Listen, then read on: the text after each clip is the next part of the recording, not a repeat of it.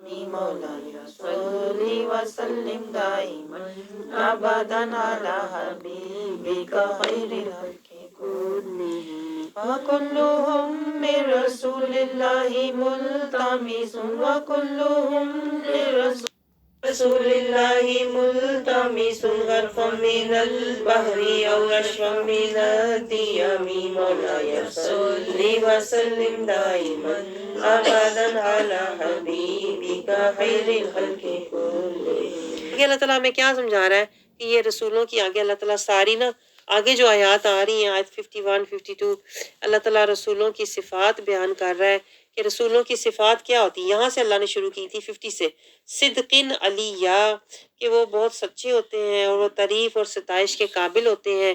پھر آگے اللہ تعالیٰ کہہ رہا ہے مخلصوں وہ مخلص ہوتے ہیں ورسول النبی اور وہ اللہ کی خبریں لوگوں تک پہنچانے والے ہوتے ہیں. اور میرے جو نبی ہوتے ہیں ان کی صفات ہیں یہ مخلص ہوتے ہیں صدیق ہوتے ہیں وقربناہ نجیہ اللہ کے خاص مقرب بندے ہوتے ہیں اللہ سے راز و نیاز کرنے والے ہوتے ہیں. پھر ہارون نبیہ 53 اللہ تعالیٰ پھر ان کے گھر والوں پہ بھی کرم فرماتا ہے بھائی کو بھی اللہ نے نبی بنا دیا. پھر اللہ کہتا ہے وَاذْكُرْ فِي الْكِتَابِ اسماعیل پھر ابراہیم علیہ السلام کے بیٹے اسماعیل کا ذکر کرو. پھر اللہ تعالیٰ کہہ رہا ہے ان کی نسلوں میں بھی اللہ کا کرم جاری ہوتا ہے ان کی اولادوں میں بھی جاری ہوتا ہے. دیکھیں وَاذْكُرْ فِي الْكِتَابِ وَاذْكُرْ اللہ کہہ رہا ہے ذکر کرو اس کتاب میں اسماعیل کا. اور ہم جب میلاد کرتے ہیں نا ہم جب میلاد کرتے ہیں تو ہم کیا کرتے ہیں ہم رسول اللہ صلی اللہ علیہ وسلم کا ذکر کرتے ہیں. ایسی بات ہے کہ نہیں جیسے اللہ کر رہا ہے نا اللہ ذکر کر رہا ہے تو نبیوں کا ذکر کرنا کیا ہے اللہ کی سنت ہے. اب آپ مجھے بتائیں اس میں کیا بدعت ہے جو وہابی کہتے ہیں یہ بدعت ہے نبی کا میلاد ذکر. نبی کا میلاد کیا ہوتا ہے نبی کا ذکر ہی ہے نا. اب یہاں پر بھی اللہ نے ذکر کیا نبی کے میلاد کا بلکہ اللہ نے تو سلام بھیجا ہے اس دن پر جس دن تم پیدا ہوئے تو اللہ تعالیٰ تو سلام بھیج رہا ہے والسلام. یہ آیت نمبر 33 جو پیچھے گزری ہے یوم ولدت اللہ تعالیٰ کہہ رہا ہے جس دن تیری ولادت ہوئی نا جس دن تیرا میلاد ہوا اس دن پر سلام ہے. تو یہاں پر اللہ کہہ رہا ہے وَاذْكُرْ ذکر کرو فی الکتاب میرے نبی کا ذکر کرو اس کتاب میں. تو نبی کی ولادت یا نبی کا ذکر دونوں کرنا اللہ کی سنت ہے اور ہم میلاد میں اللہ کی سنت ہی پوری کر رہے ہوتے ہیں. اور میں آپ کو بتاؤں اللہ کی سنت سے بڑی کوئی عبادت ہو نہیں سکتی. اعلیٰ ترین عبادت پتہ کون سی ہے جو اللہ کی سنت ہے. نبی کی سنت سے بھی اوپر اللہ کی سنت ہے. اسی لیے شیطان کو زیادہ تکلیف ہوتی ہے. وہ کہتا ہے یہ تو نبی تو سنت کو چھوڑ کے یہ تو اللہ کی سنت یہ تو عرش پر پہنچ گئے. اس لیے شیطان جو ہے نا وہ کہتا ہے کہ میلاد جو ہے نا وہ بدعت ہے.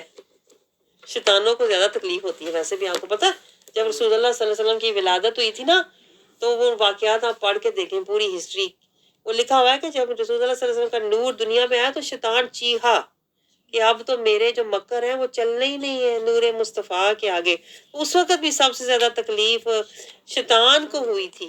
آج بھی سب سے زیادہ تکلیف شیطان کے پیروکاروں کو ہی ہوتی ہے.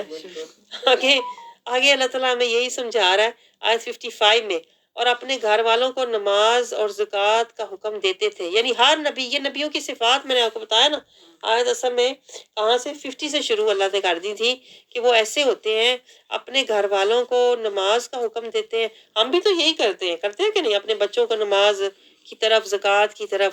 وَكَانَ عِندَ رَبِّهِ مَرْضِيًّا اللہ کہتا ہے اس لیے کہ وہ کس مقام پر ہوتے ہیں میرے جو نبی ہوتے ہیں نا وہ عام بشر نہیں ہوتے. وہ کس مقام پر مردیہ یہ جو ہم پڑھتے ہیں نا نفس امارہ نفس لوامہ ملہمہ نفس راضیہ مطمئنہ سے اوپر راضیہ سے اوپر مردیہ. یہ جو نبی ہوتے ہیں نا یہ نفس مردیہ والے ہوتے ہیں یعنی کہ وہ اللہ کی رضا میں راضی ہوتے ہیں.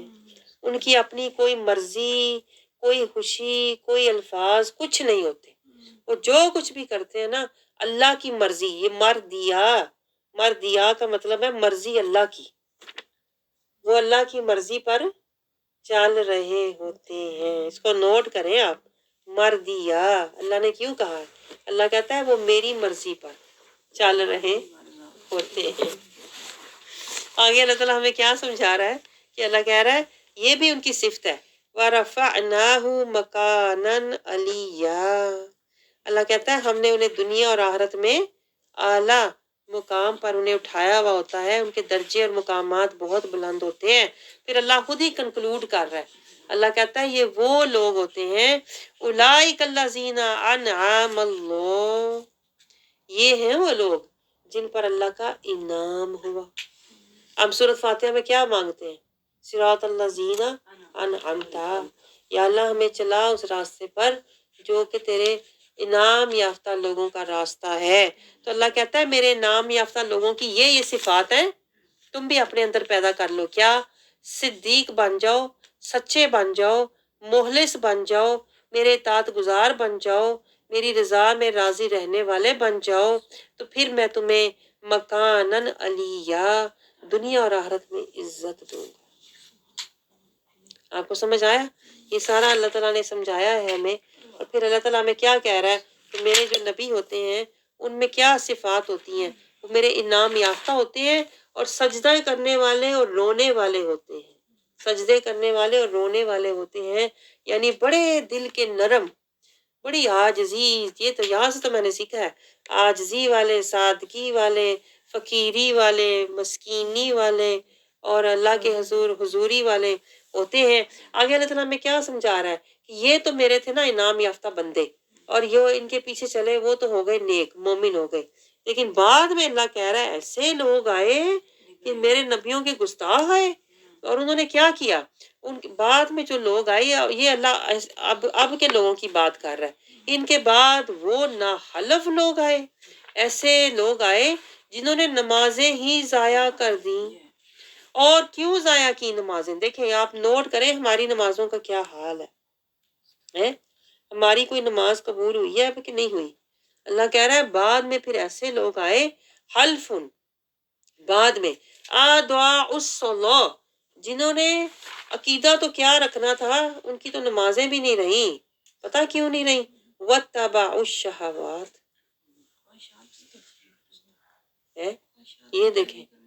یہ دیکھیں اس آیت کے تحت کسی کو کہو نا اگر آپ کا عقیدہ ٹھیک نہیں ہے تو آپ کی نماز قبول نہیں ہے، تو وہ لڑنے لگ جائے. وہ کہتا تمہیں کیسے پتا؟ یہ تو اللہ کو پتا قبول ہے کہ نہیں. میں تو اس حوالے سے بات کر رہی ہوتی ہوں. اللہ نے خود قرآن پاک میں کہا ہے کہ اگر تم اپنی خواہشات کے پیچھے چل رہے ہو نا، کہ تمہارا دل کر رہا ہے میں نہ مانوں، تم نبی کی عظمت کو نہ مانو، تم میرے رسول کی ادب بارگاہ کا ادب نہ کرو، تو پھر اللہ کہہ رہا ہے تم تو اپنی خواہشات کے پیچھے چل رہے ہو نا. وَاتَّبَعُوا الشَّهَوَاتِ، تو کیا ہوگا؟ آداء الصلاۃ، تمہاری تو نمازیں ضائع ہیں، تمہاری عبادتیں قبول نہیں ہیں. تو آپ سوچیں اسی لیے یہ جو آیت ہے نا، اسی کے تحت جو ہمارے اہل سنت والے ہوتے ہیں نا، وہ جب جاتے ہیں نا مکہ عمرہ کرنے تو وہ ان کے پیچھے نماز نہیں پڑھتے. میں آپ کو بتاؤں، خاص طور پہ ہمارے جو یہ میں نے سنا ہے پیر علاؤدین تھے، یہ جب جاتے تھے عمرہ کرنے، حج کرنے، تو وہ ان کے پیچھے وہ جو تھے نا وہاں کے جو امام ہیں ان کے پیچھے نماز نہیں پڑھتے تھے. وہ کہتے تھے ان کی نمازیں تو ضائع، میں ان کے پیچھے نماز کیوں پڑھوں جس کی نماز ہی ضائع. تو وہ اپنی الگ جماعت کروایا کرتے کیونکہ انہوں نے کیا کیا ہوا ہے، انہوں نے ساری جو دیکھیں قبریں ہیں صحابہ کرام کی، اس کے اوپر بلڈوزر سارے چلائے ہوئے ہیں. رسول اللہ صلی اللہ علیہ وسلم تو فرماتے تھے کہ مردوں کو اسی طرح تکلیف ہوتی ہے جیسے زندوں کو ہوتی ہے، ان کی قبر پہ پاؤں بھی نہ رکھو، انہیں تکلیف ہوتی ہے، تو کہاں بلڈوزر ہی چلا دیے ہیں. استغفر اللہ. اور پھر وہ کیا کہتے ہیں، یموت چلے گئے ختم قصہ تمام. استغفر اللہ. تو اس لیے جو ہمارے صحیح جو اہل سنت والے ہوتے ہیں وہ اپنی جماعت خود کرواتے ہیں، وہ ان کے پیچھے نماز نہیں پڑھتے. تو آگے اللہ تعالیٰ ہمیں کیا سمجھا رہا ہے؟ پھر اللہ تعالیٰ کہہ رہا ہے ابھی بھی وقت ہے. الا من تابا، توبہ کر لو، وعمل صالحا، توبہ کر لو کس چیز سے؟ میرے محبوب کی عظمت، رسالت، سلام، درود اور ادب کو مانو. فعاملہ صالحہ، اللہ کہتا ہے پھر تمہارا ایمان اور تمہارے اعمال یعنی تمہاری نمازیں میں قبول کروں گا. فاولئک یدخلون الجنہ، پھر جنت میں داخل کروں گا. ولا یظلمون شیئا، پھر جو پہلے تم سے جو ہوا نا وہ میں معاف کر دوں گا، کیونکہ تم نے توبہ کر لی نا، تو پھر میں تم پر کوئی ظلم نہیں کروں گا. پھر آگے سارا اگلی جو آیتیں ہیں نا وہاں پر اللہ تعالیٰ آیت نمبر 65 میں تک اللہ تعالیٰ اب جنتیوں کا حال سنا رہا ہے. جب تم توبہ طائب کر لو گے تو پھر اللہ کہہ رہا ہے میں تمہیں باغات میں داخل کروں گا، پھر تمہیں فرشتے سلام کہیں گے، پھر تمہیں رزق دیا جائے گا، پھر فرشتوں کے تم وارث ہو جاؤ گے، جنتوں کے وارث ہو جاؤ گے.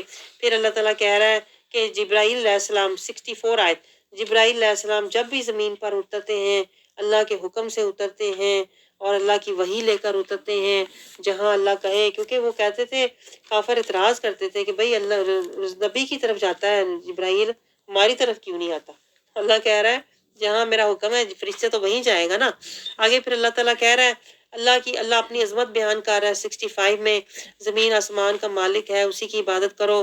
پھر اللہ کہہ رہا ہے 63 67 میں لیکن جو انسان ہے وہ شک میں ہی پڑا رہتا ہے کہ پتہ نہیں میں اب زندگی ختم ہو جائے گی دوبارہ اٹھایا جاؤں گا کہ نہیں. اللہ کہہ رہا ہے جو لوگ شک میں پڑے ہوئے ہیں، اتنا قرآن کی دیکھیں آیتیں پڑھ کے بھی لا ریب فیہ، اس قرآن میں کوئی شک نہیں ہے، لیکن پھر بھی لوگ اللہ کہتا ہے آخرت کے عقیدے پر شک میں پڑے ہوئے ہیں، اسی لیے وہ رسول کی اطاعت نہیں کرتے. اگر انہیں آخرت کے عقیدے کا یقین ہو نا کہ مجھے میرا رب اٹھائے گا تو آج یہ رسول کی عظمت، رسالت اور ادب کو مانے. اللہ کہتا ہے اصل میں انہیں شک ہے، تو پھر کیا ہوگا؟ جہنم میں اللہ تعالیٰ کہتا ہے میں ان کو گراؤں گا اور ان کا سردار ان کے آگے ہوگا. یہ نوٹ کریں 69 میں اللہ کہہ رہا ہے جو ان کا بھڑکانے والا ہے نا آج، وہ ان کے آگے آگے ہوگا، اور یہ جو اس کے پیچھے بہکے ہوئے ہیں نا جو نبی کی اطاعت اور ادب اور محبت کو نہیں مانتے، پھر یہ اس کے ساتھ جہنم میں اس کو لے کر جائیں گے. پھر آگے اللہ تعالیٰ 71 میں کیا کہہ رہا ہے کہ ہر کسی کا گزر ہوگا پل صراط آپ کو پتہ ہے جہنم کے اوپر بچھایا جائے گا. تو جو نبی کی عظمت اور رسالت کو نہیں مانتا وہ اس پل صراط سے ہی جہنم میں گرایا جائے. کہ تم کل نبی کی عظمت کو گرا رہے تھے نا، اللہ کہے گا میرے نبی کی عظمت کو گرا رہے تھے، گٹا رہے تھے، چلو پھر اپنا ٹھکانے میں جاؤ، اور وہ جہنم میں گرا دیا جائے گا. آگے اللہ تعالیٰ کیا سمجھا رہا ہے 73 میں، اور جب ان پر ہماری روشن آیتیں، یہ کون سی آیتیں ہیں؟ روشن آیاتنا بینات، اتنی واضح اللہ کہہ رہا ہے روشن آیتیں پڑھی جاتی ہیں تو پھر آگے سے پتہ کیا کہتے ہیں؟ اچھا تم تو اللہ کی دعوت دے رہے ہو، تم رہتے کہاں پہ ہو، کس ایریے سے آئے ہو، مکان کیسا ہے تمہارا، اپنا ہے یا کرائے کا ہے؟ اللہ کہتا ہے وہ ان باتوں میں الجھاتے ہیں، دنیا کے لحاظ سے تمہیں تولتے ہیں. اگر اس کا گھر بڑا ہے تو اس کی بات سنو، اگر اس کے پاس پیسہ مال و دولت ہے تو اس کی بات میں وزن ہے. اللہ کہتا ہے جی ہے بھائی ہے. تو وہ کہتے ہیں دیکھو یعنی اگر ہمارے گھر اچھے ہیں تو اس کا مطلب ہے ہم فضل والے ہیں. تم جو بات کر رہے ہو تم تو مسکین ماڑے غریب، تمہارا تو کچھ ہے ہی نہیں. ظاہر دیکھ کے اللہ تعالیٰ کہتا ہے وہ جج کرتے ہیں. کون لوگ؟ یہ جو نبی کی عظمت کو نہیں مانتے. اللہ کہتا ہے اصل میں یہ دنیا دار لوگ ہوتے ہیں. تو ذرا انہیں بتاؤ میں نے کتنے لوگ ہلاک کیے ہیں جن کے پاس مال و دولت تھا، جن کے پاس اچھے اچھے بڑے بڑے گھر تھے. آج 74 تک اللہ کہہ رہا ہے، 75 میں اللہ کہہ رہا ہے اصل گھر تو آخرت کا ہے نا، اصل رہائش تو آخرت کی ہے کہ تمہیں نبیوں کے سامنے میں رہائش دوں، تمہیں میں اعلیٰ علیین میں مقام دوں. اصل مرتبہ اور مقام تو وہاں پتہ چلے گا ہے. اور آگے اللہ تعالیٰ کیا کہہ رہا ہے کہ ہدایت اللہ تعالیٰ اور اللہ ہدایت یافتہ لوگوں کی ہدایت میں مزید اضافہ فرماتا ہے. یعنی جو آخرت کے طالب ہے نا، اللہ کہتا ہے میں انہیں مزید محبت دیتا ہوں ایمان کی. باقی رہنے والے اعمال اللہ کے نزدیک کون سے ہیں؟ والباقیات الصالحات خیر عند ربک. اصل چیز یہ نہیں ہے. اللہ کہتا ہے کہ بڑا گھر ہو، بڑی دولت ہو، بڑا مال ہو، بڑا سٹیٹس ہو. اللہ کہہ رہا ہے جو اصل بات ہے وہ ہے کہ میرے نبی کے اعمال کا سٹینڈر جو مجھے چاہیے. اسٹینڈرڈ والے بننا ہے نا اگر تم نے, تو اسٹینڈرڈ ہے میرے نبی, میرا نبی میرا اسٹینڈرڈ ہے. اللہ یہ بتا رہا ہے میرا اسٹینڈرڈ تمہارے دنیا کے مال و متاع بڑے بڑے گھر نہیں ہے. میرا اسٹینڈرڈ کیا ہے؟ جہاں سے میں تمہارے اعمال قبول کرتا ہوں اسوہ حسنہ مصطفیٰ ہے. میرے اسٹینڈرڈ کے عمل کرو تو پھر میں تمہیں آخرت میں اسٹیٹس دوں گا. اصل اسٹیٹس وہ ہے. وہ اسٹیٹس کون سا ہوگا؟ میری رضا کا اسٹیٹس ہوگا. آپ سمجھ رہے ہیں؟ تو اللہ تعالیٰ پھر آگے کیا کہہ رہا ہے کہ یہ جو لوگ دعویٰ کرتے ہیں کہ ہمیں آگے بھی اچھا ملے گا جیسے دنیا میں اچھا ملا ہوا ہے, تو اللہ کہہ رہا ہے آیت 78 79 میں کہ کیا تمہیں اللہ نے کوئی وعدہ دیا تھا پرسنل, جو تمہیں پتا ہے کہ دنیا میں اگر مجھے سب کچھ ملا ہوا ہے تو یہ آگے بھی. تو اس کے پیچھے ویسے ایک واقعہ بھی تفسیر میں لکھا ہوا تھا کہ ایک آدمی جو تھا, ایک مومن بندہ قرض لینے آیا نا ایک منافق سے, کافر سے, تو وہ کہتا ہے پہلے تم نبی اپنے نبی کی رسالت کا انکار کرو, پہلے تم محمد رسول اللہ کو نبی نہ مانو تو پھر میں قرضہ دوں گا. تو اس نے کہا تم مر بھی جائے گا نا, جو مومن تھا اس نے آگے سے کہا تم مر بھی جائے گا نا تو اٹھے گا حشر کے دن, پھر بھی میں نے ان کی رسالت کا انکار نہیں کرنا. تو اس نے اپنی طرف سے ان کو یعنی کہ بلیک میل کرنے کی کوشش کی کہ میں کسی طرح اس سے انکار کروا لوں. تو اللہ تعالیٰ کہتا ہے کہ یہ جو لوگ ہیں نا ان کو پتہ نہیں ہے کہ انہوں نے اکیلے ہی مرنا ہے اور عذاب میں انہوں نے جانا ہے. یہ آیت 80 تک اسی واقعے کا اللہ تعالیٰ اشارہ کر رہا ہے کہ یہ جو لوگ ہیں 81 انہوں نے اللہ کے سوا معبود بنائے ہوئے ہیں تاکہ وہ ان کے لیے باعث عزت ہو. اللہ کہتا ہے یہ دنیا کی عزت تو میں کسی کو بھی دے دیتا ہوں. یہ دنیا کا مال و متاع میں اگر مومن تمہیں کم تر نظر آتے ہیں اور تم برتر نظر آ رہے ہو تو اس کا مطلب یہ نہیں ہے کہ آگے بھی تمہیں اعلیٰ جنتیں ملیں گی اور مقامات ملیں گے. آگے یہ نہیں ہوگا. اللہ تعالیٰ کہہ رہا ہے تمہاری ضد کی وجہ سے جو تم انکار کر رہے ہو نا تو اس کا تمہیں انجام پھر دیکھنا پڑے گا. اللہ تعالیٰ کہہ رہا ہے کیا 83 آیت میں کیا آپ نے نہیں دیکھا کہ ہم نے شیطانوں کو کافروں پر بھیجا ہے, وہ انہیں ہر وقت اکساتے رہتے ہیں. یعنی کافر اللہ کہہ رہا ہے کوئی موقع نہیں جانے دیتے. جہاں دیکھتے ہیں نا کہ کوئی مسلمان پریشان ہے یا ضرورت مند ہے فوراً ہی اس کو تانا دینے لگ جائیں گے تیرے اللہ نے تیری مدد نہیں کی. اچھا تجھے اسلام ایمان لا کے جہاد کر کے ملا کیا؟ بلکہ جہاد کر کے جو ہے تھا وہ بھی تیرا گیا. تو اللہ کہتا ہے یہ اکساتے رہتے ہیں شیطانوں کو کہ جا کے انہیں تنگ کرو, انہیں تانے دو. سو آپ ان پر عذاب کے لیے جلدی نہ کریں, ہم تو خود ہی ان کے انجام کے دن شمار کر رہے ہیں. اللہ کہہ رہا ہے یہ تھوڑی سی مہلت ہے, پتہ بھی نہیں چلنی, پلک جھپکتے گزر جانی ہے, پھر دائمی پچھتاوا اور عذاب ہوگا. آگے اللہ تعالیٰ خوشخبری سنا رہا ہے آیت 85 میں جس دن ہم پرہیزگاروں کو, یہ متقی اللہ کہتا ہے یہ متقین جو ہیں آج دنیا میں تمہیں نظر آ رہے ہیں ماڑے غریب بیچارے ہیں, پلے ہے ہی کچھ نہیں, جو ہوندا ہے وہ بھی اللہ کے راستے میں خرچ کر دیتے ہیں اور خود مانگ تانگ کے گزارا کرتے ہیں. اللہ کہتا ہے آج یہ تمہیں نظر آ رہے ہیں ہنستا حال بیچارے, بڑے شکستہ دل گھر بار چھوڑے ہوئے ہیں, آبلا پا دکھ بڑے اٹھائے ہیں, غم زدہ بڑے نظر آ رہے ہیں, اور تمہیں لگ رہا ہے ان کے پلے ہی کچھ نہیں. یہ تو ایویں ہی نے, گھر ساڈے اچھے, مال ساڈا اچھا, اولاد ساڈی اچھی.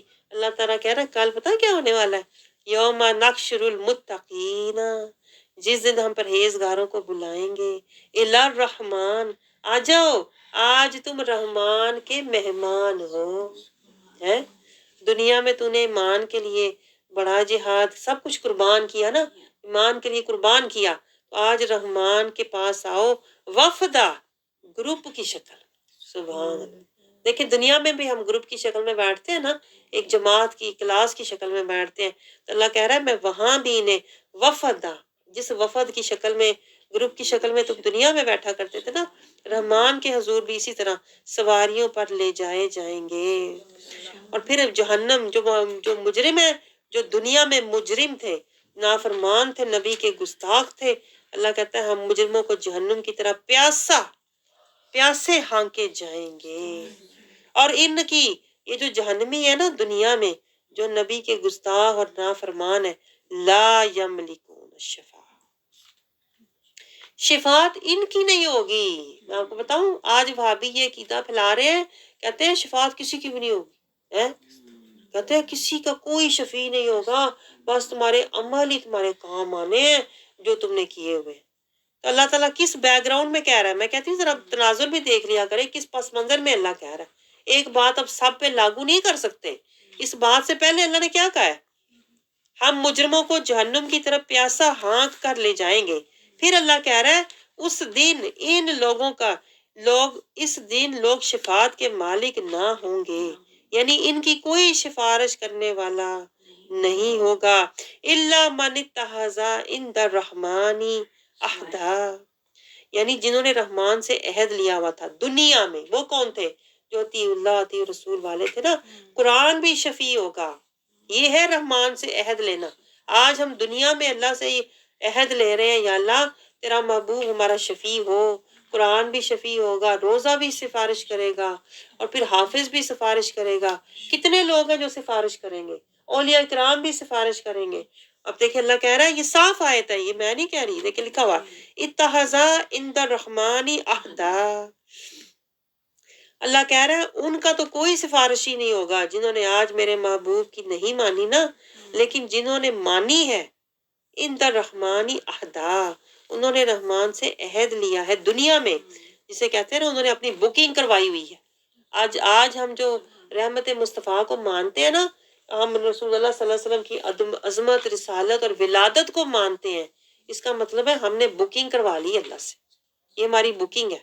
ہم کہہ رہے ہیں اللہ ہمیں رحمت مصطفیٰ کا صدقہ بخش دے۔ تو یہ اللہ کہہ رہا ہے عند الرحمن عہدا، جنہوں نے آج عہد لیا ہوا ہے نا ان کی تو سفارش ہوگی، لیکن جنہوں نے نہیں عہد لیا، جنہوں نے رحمت مصطفیٰ کو، ولادت مصطفیٰ کو نہیں مانا، تو ان کا کوئی بھی سفارشی نہیں ہوگا۔ اب آپ سوچیں کہ جو وہابی ہیں وہ آدھی آیت بتاتے ہیں، آدھی نہیں بتاتے۔ ہاں بتانے کی دے بک ہے۔ آگے اللہ تعالیٰ کیا کہہ رہا ہے؟ اور کافر کہتے ہیں خدائے رحمان نے اپنے لیے لڑکا بنا لیا ہے، استغفر اللہ۔ اللہ کہتا ہے کہ یہ لوگ ہر طرح کی ان کے اندر، ان کے جو عقیدے ہیں نا وہ کافرانہ ہے، اللہ کے ساتھ کبھی شرک کرتے ہیں، کبھی کفر کرتے ہیں۔ اللہ تعالیٰ کہہ رہا ہے اے کافرو، اللہ انہیں کہہ رہا ہے کافرو تم بہت ہی سخت اور عجیب بات زبان پر لائے ہو۔ یعنی اللہ یہ کہہ رہا ہے کہ یہ تو رحمان پہ الزام لگانے کو نہیں مڑتے، تو انہوں نے نبی کی رسالت کو کیا ماننا ہے؟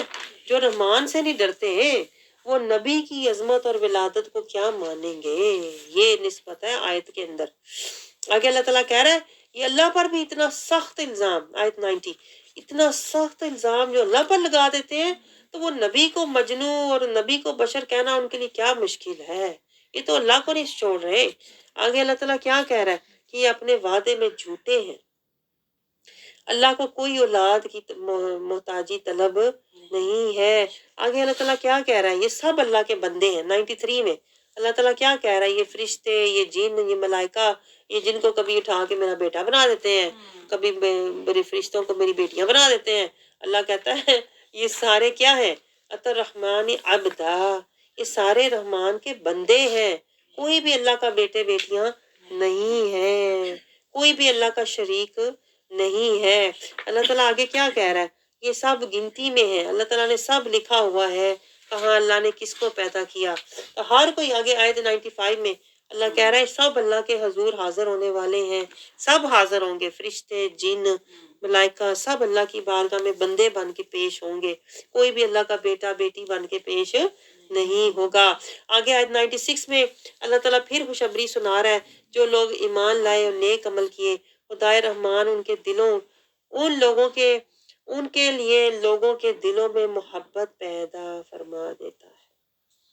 اب دیکھیں اس آیت کی ہمارے شیخ الاسلام تشریح فرماتے ہیں حدیث کے حوالے سے، کہتے ہیں کہ جو اللہ کے بندے ہوتے ہیں نا، ان الذین آمنوا وعملوا الصالحات، جو اللہ کے سچے سچے بندے ہوتے ہیں نا، اللہ تعالیٰ پھر کیا کرتا ہے؟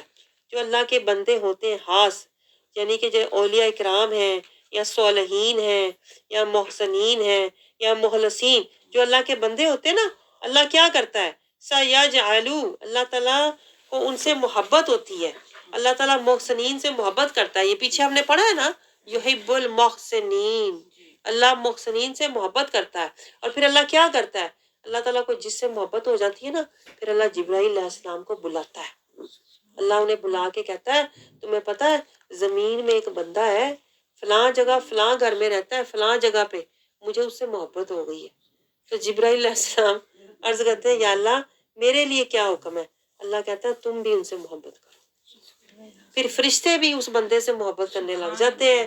پھر اللہ تعالیٰ کہتا ہے جبرائیل علیہ السلام سے کہ اب تم زمین پہ جاؤ اور جا کے جو بندے اس کے پاس پاس رہتے ہیں، اس علاقے میں رہتے ہیں، اس کو جانتے ہیں مانتے ہیں کسی بھی طرح، اس کی خبر رکھتے ہیں، ان کے دلوں میں بھی اس کی محبت ڈال دو۔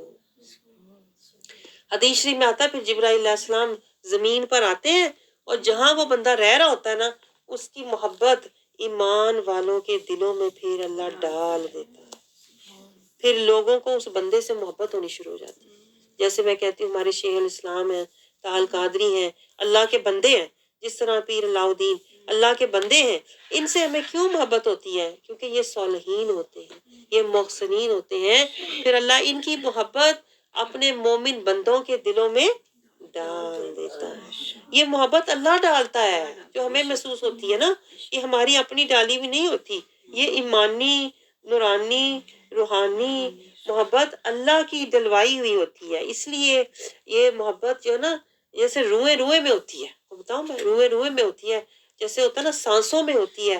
ماں باپ اولاد سے زیادہ ہوتی ہے اپنے مرشد اور استاد کی محبت، کیونکہ یہ اللہ رحمان کی ڈالی ہوئی ہوتی ہے اور یہ ایمان اور آخرت کے لیے اللہ ڈالتا ہے۔ اور یہ اللہ اس لیے ڈالتا ہے کہ آج میرے اس بندے سے تمہیں محبت ہوگی، یہ محبت، یہ مجازی محبت، یہ مجازی محبت تمہیں حقیقی محبت اللہ کی محبت تک لے کر جائے گی۔ عشق مجازی جو ہوتا ہے نا عشق حقیقی تک لے جاتا ہے۔ آگے اللہ تعالیٰ کیا فرما رہا ہے، اور ہم نے اس سے پہلے کتنی ہی قوموں کو ہلاک کیا۔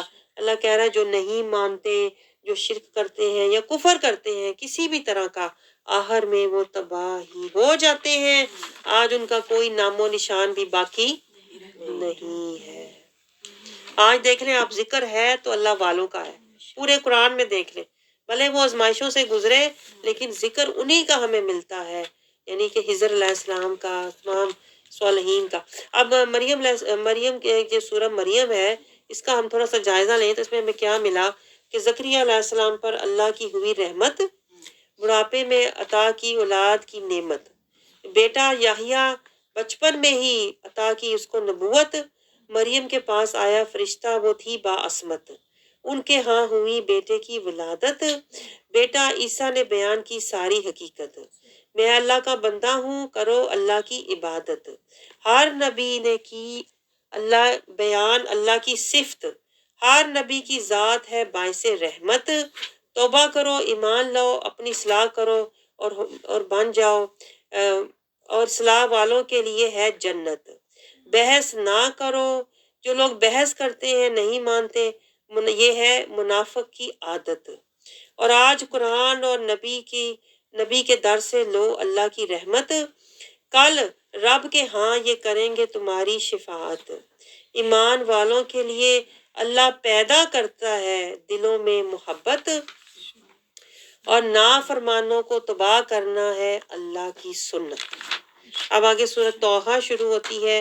سورۃ طٰہٰ کا جو آغاز ہے یہ کہتے ہیں یہ جو چند آیات ہیں نا یہ وہ آیات ہیں کہ جب عمر رضی اللہ عنہ کہتے ہیں غصے میں نکلے تھے نا، کہہ رہے تھے آج میں نے مسلمانوں کے نبی کو مار ہی دینا، استغفر اللہ، اس نیت سے گھر سے نکلے تھے غصے سے، جب اپنی بہن کے گھر میں پہنچے تو انہوں نے یہ آیات تلاوت کی تو آپ کے ہاتھ سے تلوار گر گئی، دل لرز اٹھا، آنکھیں آنسوؤں سے بھر گئی، دل تڑپ اٹھا اور ایمان کی دولت سے مالا مال ہو گئے۔ یہ ہے قرآن کی طاقت۔ تو کیا سورۃ طٰہٰ کا آغاز ہوتا ہے بسم اللہ الرحمن الرحیم، طٰہٰ، اللہ اپنے محبوب کو تسلی دینے کے لیے محبت سے پکار رہا ہے، مَا أَنزَلْنَا عَلَيْكَ الْقُرْآنَ لِتَشْقَىٰ، اے محبوب یہ قرآن ہم نے اس لیے نازل تو نہیں کیا کہ آپ مشقت میں پڑ جائیں۔ جب یہ آیت سنی نا حضرت عمر رضی اللہ عنہ نے تو وہ ڈر گئے کہ اللہ نے تو یہ قرآن نبی کی مشقت کے لیے نازل کیا ہی نہیں ہے، اور نبی بیچارہ اتنی مشقت کر رہا ہے، ہمارے تانے سہ رہا ہے، ہماری جنگیں لڑ رہا ہے، ہمارے ظلم و ستم سے گزر رہا ہے، تو نبی کے لیے تو یہ ہے ہی نہیں۔ اللہ تو کہہ رہا ہے الا تذکرۃ لمن یخشی ہے، اللہ تو کہہ رہا ہے یہ تو نصیحت ہے اس کے لیے جو اپنے رب سے ڈرتا ہے۔ تو اللہ کا نبی تو اتنا اللہ کے راستے میں ڈر رہا ہے، لڑ رہا ہے، وہ کس لیے؟ یہ سوچ کے کہتے ہیں عمر رضی اللہ عنہ کا دل لرز گیا۔ یہ سنا تھا جب انہوں نے تنزیلا ممن خلق الارض والسماوات العلی، یہ اللہ کی طرف سے ہے، تنزیل ہوا تو آپ کا دل لرز گیا کہ تنزیل ہوئے کو اللہ کا محبوب ہم تک پہنچا رہا ہے اور ہم اس سے لڑ رہے ہیں۔ وہ تو حق پہنچا رہا ہے۔ ممن خلق الارض، وہ جس نے زمین آسمان کو بلند و بالا بنایا ہے، تو اللہ کا نبی یہ کلام ہم تک پہنچا رہا ہے تاکہ ہم بھی بلند و بالا اخلاق والے، ایمان والے بن جائیں، اللہ کی رضا والے بن جائیں۔ تو یہ قرآن کلام بھیجا کس نے ہوا ہے؟ الرحمن علی العرش استویٰ۔ یہ سننا تھا کہ آپ کے دل لرز اٹھا، آنکھوں سے آنسو جاری ہو گئے، کانپنا شروع ہو گئے، کہا کہ مجھے بارگاہ مصطفیٰ میں لے جاؤ۔ میں کہتی ہوں ہمارے دل کیوں نہیں تڑپتے؟ ہاں، کتنی بار یہ آیتیں ہم پڑھ کے گزرے ہوئے ہیں۔ غفلت کی پڑھائی تھی نا، غفلت کا پڑھا، جہالت کا پڑھا، پتہ ہی نہیں کہ آیت کے اندر ہے کیا۔ جنہیں سمجھ آتی ہے ان کے دل لرز جاتے ہیں، روحیں تڑپ جاتی ہیں، آنسو جاری ہو جاتے ہیں، سجدے میں گر کے رونا شروع ہو جاتے ہیں، ایمان کی دولت سے مالا مال ہو گئے۔ سوچے اتنا بڑا وہ دشمن تھے اس وقت اسلام کے، حضرت عمر رضی اللہ عنہ، کہ نکل ہی پڑے کہ آج تو میں نے کام ہی تمام کر دینا ہے، یہ نہیں پتا اپنا ہی کام تمام ہونے والا۔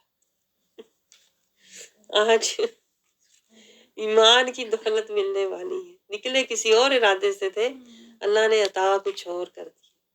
وہ بھی اس لیے کہتے ہیں رسول اللہ صلی اللہ علیہ وسلم نے اللہ سے دعا کی تھی، یا اللہ مجھے 2 دشمنوں میں سے ایک دے دے، تو اللہ نے دعا قبول کی، اور اللہ تعالیٰ نے عمر رضی اللہ عنہ کے حق میں دعا قبول کی، اور رسول اللہ صلی اللہ علیہ وسلم کی یہ دعا قبول کی عمر رضی اللہ عنہ کے حق میں، اور وہ ایمان لے آئے۔ اور جب وہ ایمان لے آئے تو کہتے ہیں کانپتے ہوئے، لرزتے ہوئے، رسول اللہ صلی اللہ علیہ وسلم کی تلوار ابھی بھی ہاتھ میں تھی، تلوار ابھی بھی ہاتھ میں تھی، اسی طرح جو شہانہ ان کا ایک انداز تھا نا، وہ اسی انداز سے گئے ہیں۔ تو بارگاہ مصطفیٰ میں تو صحابہ ڈر گئے، انہوں نے کہا یہ تو عمر تو بڑا سخت مزاج ہے، یہ کوئی کچھ کر نہ دے، تو اس کے ہاتھ میں تلوار بھی ہے۔ دور سے آتے دیکھا صحابہ کرام نے، تو رسول اللہ صلی اللہ علیہ وسلم کو بتانے لگے یا رسول اللہ کیا حکم ہے، عمر آ رہا ہے تلوار میں ہاتھ لیے۔ آپ نے فرمایا آنے دو، وہ ایمان کی دولت لے کے آ رہا ہے۔ قربان جائیں نگاہ مصطفیٰ پر، قلب مصطفیٰ پر، اور میں کہتی ہوں دعائے مصطفیٰ پر، فدا کا حیاتی یا رسول اللہ، کہ آپ کو معلوم تھا میری دعا قبول ہو چکی ہے جو میں نے کی ہے، اب جو آ رہا ہے نا وہ قربان ہونے آ رہا ہے، وہ نقصان کرنے نہیں، وہ ایمان کی دولت لے کے قربان ہونے آ رہا ہے۔ تو آپ نے کہا آنے تو آپ نے پھر آتے ہی گواہی دی، اشہد ان لا الہ الا اللہ واشہد ان محمد رسول اللہ۔ میں کہتی ہوں آیات کا اگر اتنے سخت دل پر اثر ہو سکتا ہے تو ہمارے دل پہ اثر کیوں نہیں ہوتا؟ یہ ذرا سوچیں۔ میں کہتی ہوں یہ رونے کا پوائنٹ ہے، میں آپ کو بتاؤں۔ آگے اللہ تعالیٰ کیا کہہ رہا ہے کہ اللہ تعالیٰ سنتا ہے، ان تجہر بالقول، یعنی دعا اللہ تعالیٰ سنتا ہے، یعنی جو رسول اللہ صلی اللہ علیہ وسلم نے دعا کی تھی نا حضرت عمر رضی اللہ کے حق میں، خاموشی سے کی تھی، وہ قبول ہو گئی، تو اللہ تعالیٰ وہ حوالہ بھی دے رہا ہے، وَإِن تَجْهَرْ بِالْقَوْلِ، آپ ذکر اور دعا میں جہر کریں، اونچی آواز سے دعا کریں، یعنی سب کے لیے کریں تو وہ اونچی ہوتی ہے نا، لیکن جو آپ خود مانگ رہے ہوتے ہیں چپکے سے، یا اللہ یہ میری سن لے، اسلام کی مدد ہو جائے۔ فَإِنَّهُ يَعْلَمُ السِّرَّ وَأَخْفَى، یہ دیکھیں یہاں سے سری خفی، رسول اللہ صلی اللہ علیہ وسلم نے سری دعا کی تھی نا چپکے سے، اور اخفا ہو گئی، وہ پوری ہو گئی، اللہ تعالیٰ نے اس کو پورا فرما دیا۔ پھر آگے دیکھیں اللہ تعالیٰ اپنی عظمت اور شان بیان کر رہا ہے، اور پھر آگے اللہ تعالیٰ نے پھر موسیٰ علیہ السلام کا 9 آیت سے قصہ سنا رہا ہے کہ کیسے اللہ تعالیٰ نے ان کی تربیت فرمائی ان کو. پھر جب ان کی شادی ہو گئی تھی تو پھر وہ جنگل سے گزر رہے تھے اپنی بیوی کے ساتھ، رستے میں اللہ نے ان کو آگ دکھائی تو وہ آگ جو تھی کہتے ہیں وہ درخت میں سے آگ کا شعلہ نکل رہا تھا. دیکھیں اللہ جو چاہے کرے. درخت جو آگ جو جلاتی ہے درخت کو، اسی درخت میں سے اللہ کہتا ہے میں نے انہیں آگ کا شعلہ دکھایا. تو وہ جو شعلہ تھا نا وہ عام نہیں تھا، وہ اللہ کا نور تھا، وہ اللہ کا نور تھا. تو اس نے پھر پکار کر انہیں کہا نا موسیٰ علیہ السلام کو، موسیٰ علیہ السلام کو اللہ نے پکارا، اس نور سے صدا دی. کیا؟ انہیں کہا کہ انی انا ربک، کہ میں تمہارا رب ہوں. فخلع علیک، آیت نمبر 12، اپنے تم کیا کرو؟ جوتے اتار دو.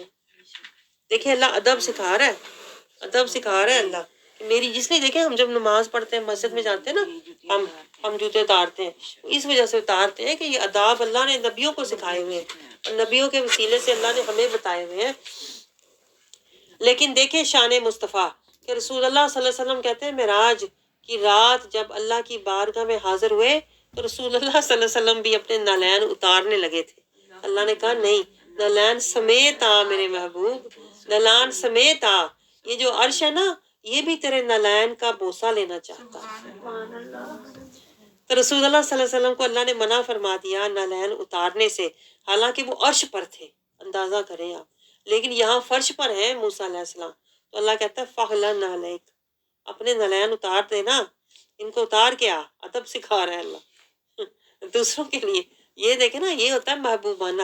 اللہ محبوب رسول اللہ صلی اللہ علیہ وسلم کے لیے اللہ کا انداز اور ہوتا ہے، اور دوسرے جو انبیاء ہیں نا ان کے لیے اللہ کا انداز اور ہوتا ہے.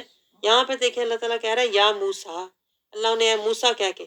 اور رسول اللہ صلی اللہ علیہ وسلم کو اللہ جب قرآن میں مخاطب کرتا ہے یا ایھا النبی، اس طرح توحا، یاسین، اپنے محبوب کو اللہ پیارے پیارے القاب سے اور حسین دلربا انداز سے مخاطب کرتا ہے کیونکہ وہ محبوب ہے. آپ سمجھ رہے ہیں؟ محبوب کے ساتھ اللہ کا انداز بھی محبوبانہ ہوتا ہے. اور یہاں پر اللہ کا انداز جو ہے نا وہ آفیشل ہے، جیسے رسمانہ ہوتا ہے کہ موسیٰ، یا موسیٰ، اے موسیٰ.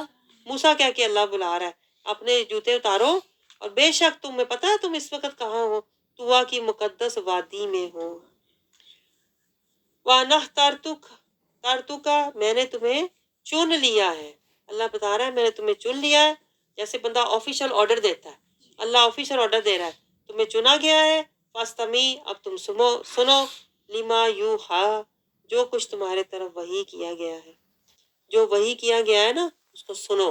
اللہ یہ کہہ رہا ہے. اور اپنے محبوب کے بارے میں اللہ پتہ کیا کہتا ہے؟ وَمَا يَنْطِقُ عَنِ الْهَوَىٰ، اس کو تو مجھے کہنے کی ضرورت ہی نہیں. نوٹ کریں آپ، میرا جو محبوب ہے سورہ نجم میں اللہ کہتا ہے میرا محبوب تو بولتا ہی نہیں میری مرضی کے بغیر، اس کو مجھے بتانے کی ضرورت ہی نہیں. یہاں پہ اللہ کہہ رہا ہے میں نے تمہیں چن لیا ہے، اب سنو جو میں کہہ رہا ہوں. اللہ تعالیٰ یعنی کہ انہیں اپنا دے رہا ہے، آفیشل ڈیوٹی ان کے حوالے کی جا رہی ہے. اب اس کو سنو، اننی انا اللہ لا الہ الا، یہ بھی کلمہ تھا. کہتے ہیں ہر نبی کا یہی کلمہ ہوتا تھا، لا الہ الا. آگے ان کا نام ہوتا تھا موسیٰ کلیم اللہ. تو اللہ تعالیٰ کہتا ہے انا فاعبدنی، میری عبادت کرو. ہر نبی کو اللہ نے یہ کہا تھا یہ پیغام پہنچاؤ لوگوں کو کہ میری عبادت کرو، آیت نمبر 14 میں. اور میری عبادت کرو اور کیا؟ وَأَقِیمِ الصَّلَاةَ لِذِکْرِی، نماز کو قائم کرو. ہمیں پتہ ہے اس بات کا. اللہ کہتا ہے نماز کو قائم کرو لِذِکْرِی، میری یاد کے لیے.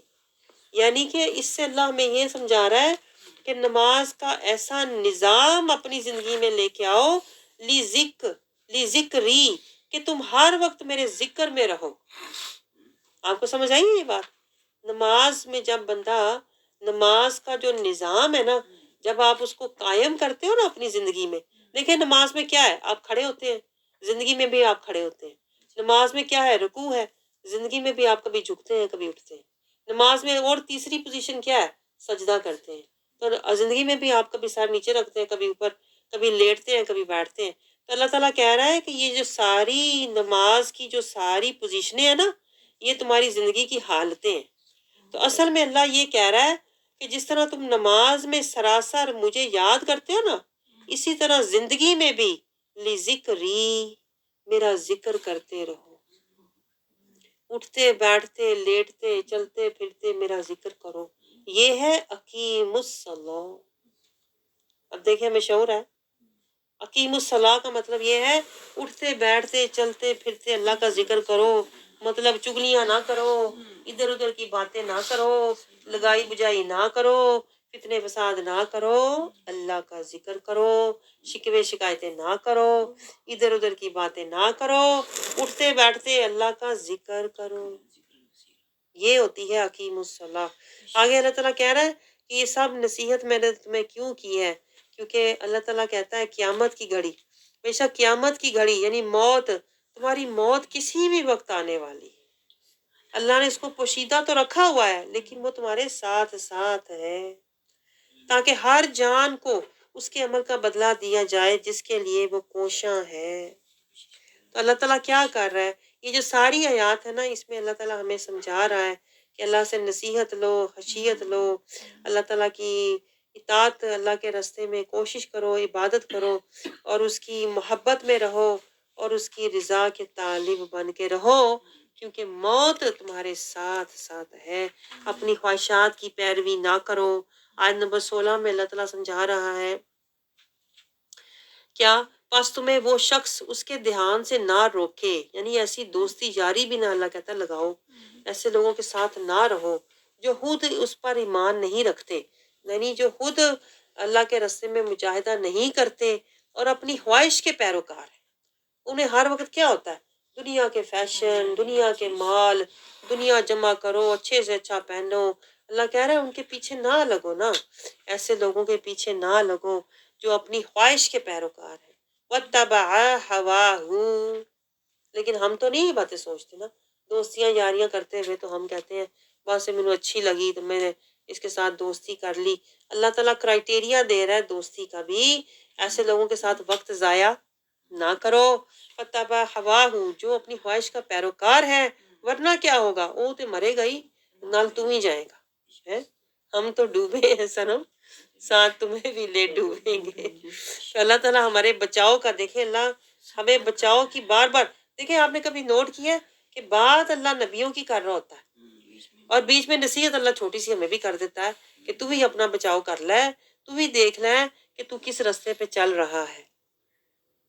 آج دیکھ لے اس سے پہلے کہ میں تیرے اعمال کو دیکھوں، آج اپنا محاسبہ کر لے اس سے پہلے کہ میں تیرے اعمال کا وزن کروں۔ یہ ہے اس کے اندر راز۔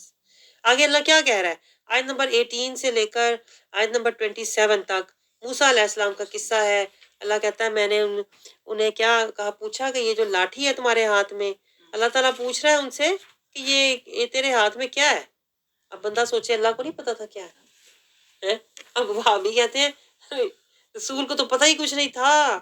رسول نے کہا معراج میں یہ کیا ہے، یہ کون ہے، یہ کون لوگ ہیں جن کو عذاب ہو رہا ہے۔ دیکھو رسول کو پتا ہوتا تھا وہ پوچھتے، تو وہ اس طرح یہ یوز کرتے ہیں کہ رسول کو کچھ بھی پتا نہیں تھا، لیکن ہم یہ آیت ان کو ریفرنس پہ دیتے ہیں کہ دیکھو اللہ پوچھ رہا ہے وَتِلْكَ بِيَمِينِكَ يَا موسیٰ، اے موسیٰ یہ تمہارے دائیں ہاتھ میں کیا ہے۔ اس کا مطلب یہ تو نہیں کہ اللہ کو نظر نہیں آ رہا تھا یا اللہ کو پتا نہیں تھا، اللہ تو ویسے ہی پوچھ رہا تھا، جسے کہتے ہیں نا دوسروں کو بتانے کے لیے کہ دیکھو میں نے دوسروں کو سمجھانے کے لیے کہ میں موسیٰ کو کیا کیا دیا، کیا کیا عطا کیا۔ تو اسی طرح رسول اللہ صلی اللہ علیہ وسلم نے جب معراج کی رات پوچھا تھا جبرائیل علیہ السلام سے یہ کون لوگ ہیں، یہ کون لوگ ہیں، وہ ہمیں بتانے کے لیے کہ ایسے ایسے لوگوں کو عذاب ہوگا تاکہ ہم وہ نافرمانیاں چھوڑ دیں۔ آپ سمجھ رہے ہیں؟ تو موسیٰ علیہ السلام نے بڑے آگے سے مزے سے جواب دیا، یہ میری لاٹھی ہے، میں اس پر ٹیک لگاتا ہوں اللہ اور اس پر اپنی بکریاں کے لیے پتے جاڑتا ہوں اور میرے لیے اس میں بڑے فائدے ہیں۔ اللہ نے کہا میرے پتا ہے سارا، وہ تو میرے پتا ہے، ذرا زمین پہ ڈالو نا اس کو۔ اللہ اس لیے نہیں پوچھ رہا تھا کہ تو اس سے کام کیا کیا لیتا ہے، اللہ نے تو کچھ اور اگلی کوئی بات کرنی ہوتی ہے نا، اس لیے اللہ پوچھ رہا تھا۔ اللہ کہتا اچھا زمین پہ تھوڑا ڈالو اس کو، تو انہوں نے ڈالی جب تو وہ تو بن گئی ایک بہت بڑا اژدہا. تو وہ تو موسیٰ علیہ السلام تو خود ہی ڈر گئے. انہیں تب پتا چلا کہ اللہ اس لیے مجھے پوچھ رہا تھا یہ تیرے ہاتھ چ کی ہے. ذرا میں نے بہا نہ تھا کی بن سکتا ہے. تو پھر کیا ہوا, وہ دوڑنے لگا جب ادھر, تو ارشاد فرمایا اسے پکڑ لو. اللہ نے فرمایا پہلے تو تم مجھے بڑے فائدے بتا رہے تھے اس لکڑی کے, اس اپنی لاٹھی کے, اب کیا ہوا ایک اور فائدہ میں نے دیا تمہیں, ایک فائدہ اور دیا تو تم ڈر گئے ہو. اللہ تخف, اب نہ ڈرو. اللہ کہہ رہا ہے نہ ڈرو, تم میرے نبی ہو, اسے پکڑ لو. سَنُعِيدُهَا سِيرَتَهَا الْأُولَىٰ, تم پکڑ لو اس کو پہلی حالت میں ہم لوٹا دیں گے. پھر آگے اللہ تعالیٰ کہتا ہے حکم ہوا, اللہ تعالیٰ نے کہا حکم ہوا اپنا ہاتھ بھی اپنے بغل میں ڈالو, وہ بغیر کسی بیماری کے سفید چمکدار تمہیں نظر آئے گا. یہ بھی اللہ کی نشانی ہے. پہلے تو وہ لاٹھی اللہ کی نشانی, اژدہا, پھر تمہارا ہاتھ اللہ کی نشانی. اللہ کہتا ہے میں نے ان کو کیا دیا, یہ من آیاتین الکبریٰ. اللہ نے کہتا ہے میں نے اپنی نشانیاں دی. دیکھیں جسے اللہ نشانیاں دیتا ہے نا اس سے کوئی کام لینا ہوتا ہے. یہ نوٹ کریں بات, یہ اللہ کی تربیت کے انداز ہوتے ہیں. پہلے تو اللہ نے مشکلات سے گزارتا ہے, مشکل حالات سے گزارتا ہے, ان یوزل وے آف لائف ان کا ہوتا ہے. ان کے پہلے تو ایمان کو پختہ کرتا ہے, پھر اللہ انہیں اپنی دلیل بناتا ہے, اور دلیل بنا کے پھر اللہ انہیں فرعونوں کے پاس بھیجتا ہے, منکروں کافروں کے پاس بھیجتا ہے کہ جاؤ اب جا کے نا ان کو اللہ کی طرف بلاؤ. تو وہ طاقت جو موسیٰ علیہ السلام کے پاس تھی وہ اصل میں اللہ کی نشانیاں تھیں, اللہ کا نور تھا. آپ سمجھ رہے ہیں, اللہ کے معجزے تھے. تو پھر وہ فرعون کے پاس گئے, لیکن اب موسیٰ علیہ السلام دیکھیں پھر بھی ڈر رہے تھے. پہلے تو وہ لاٹھی سے ڈر گئے جب وہ سانپ بنی, اب وہ کہہ رہے ہیں فرعون کے پاس جاؤں, وہ فرعون اتنا بڑا نافرمان سرکش گستاخ, اس کے پاس جاؤں. اب وہ اس سے بھی ڈر رہے تھے ہیں. تو وہ اللہ کو کہہ رہے ہیں کہ میں اب کیا کروں, کہ میں اس کے پاس جاؤں گا, وہ تو سرکش ہے. یا اللہ مجھے پتا ہے اس کی عادت کی ہو جی, میرے پتا ہے, میں تو ادھر رہا ہوا ہوں اس کے پاس, میرے کو تو سارے حالات اس کے پتا ہے کتنا وہ سرکش اور میری جان کا دشمن ہے. میں تو وہیں سے بھاگ کے آیا ہوا, اسے جان بچا کے آیا ہوا ہوں. وہ تو میرا وہاں قتل بھی ہوا تھا, تو اسے تو کوئی چھوڑنا نہیں. اگر میں اب کیا تو وہ کہے گا چلو آ گیا نا واپس. تو وہ کہہ رہے تھے میں تو وہاں سے قتل بھی ہوا تھا, میں کیا کروں اللہ میں کس طرح. اللہ تعالیٰ نے سمجھایا کہ اچھا, اور میری زبان بھی صحیح نہیں, میرے سے لفظ ادا ہوتے, اور وہ اتنا متکبر اور سرکش.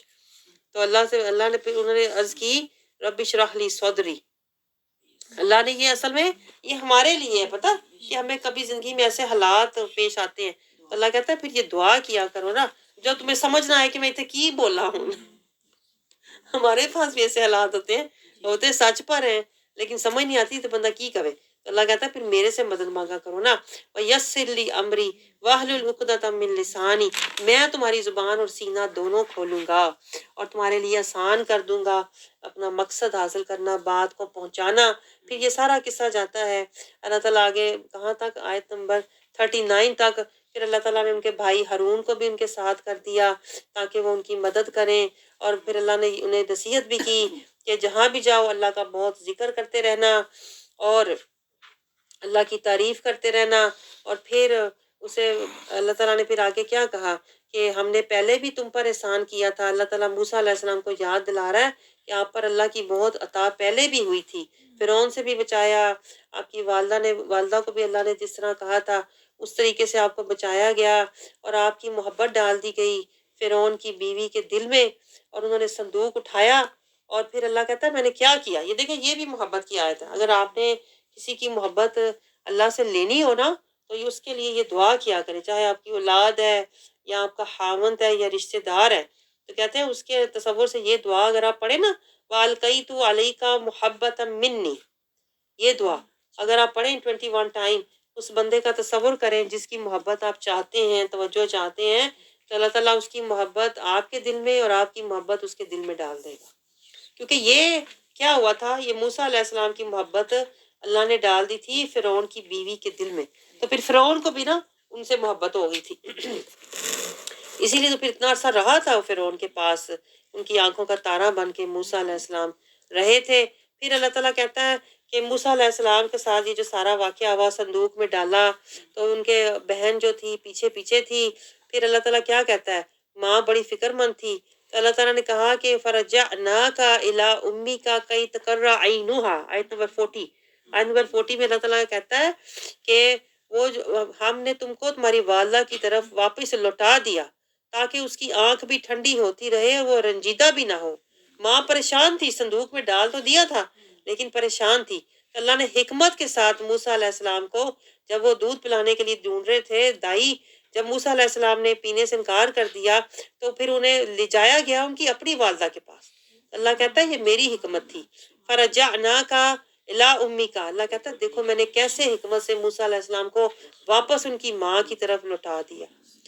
امیک کی تقر عینھا، تاکہ اس کی آنکھیں ٹھنڈی ہوں۔ اب یہ بھی دعا ہے، آپ کو پتا ہے یہ جو آیت ہے نا، فرجعناک الی امیک کی تقر عینھا، اگر آپ یہ دعا پڑھ کے نا، یہ جو دعا اتنی یہ پڑھے نا اپنے بیٹوں کے حق میں کہ یا اللہ میرے بیٹے کو میری آنکھوں کی ٹھنڈک بنا اور انہیں ماں کی طرف لوٹا، ماں کی تابع داری میں، تو بیٹوں پر اللہ تعالیٰ ان کے دلوں کو پھر نرم کر کے لوٹا دیتا ہے، جس طرح موسیٰ علیہ السلام کو اللہ نے لوٹایا تھا۔ اور پھر اللہ تعالیٰ کہتا ہے پھر موسیٰ علیہ السلام 40 سال کے ہو گئے، پھر مقررہ وقت پر پھر اللہ تعالیٰ نے ان کو بلایا طور پہ، اور وَاسْطَنَعْتُكَ لِنَفْسِي، اللہ نے پھر ان کو بتایا کہ اب میں نے تمہیں چن لیا ہے۔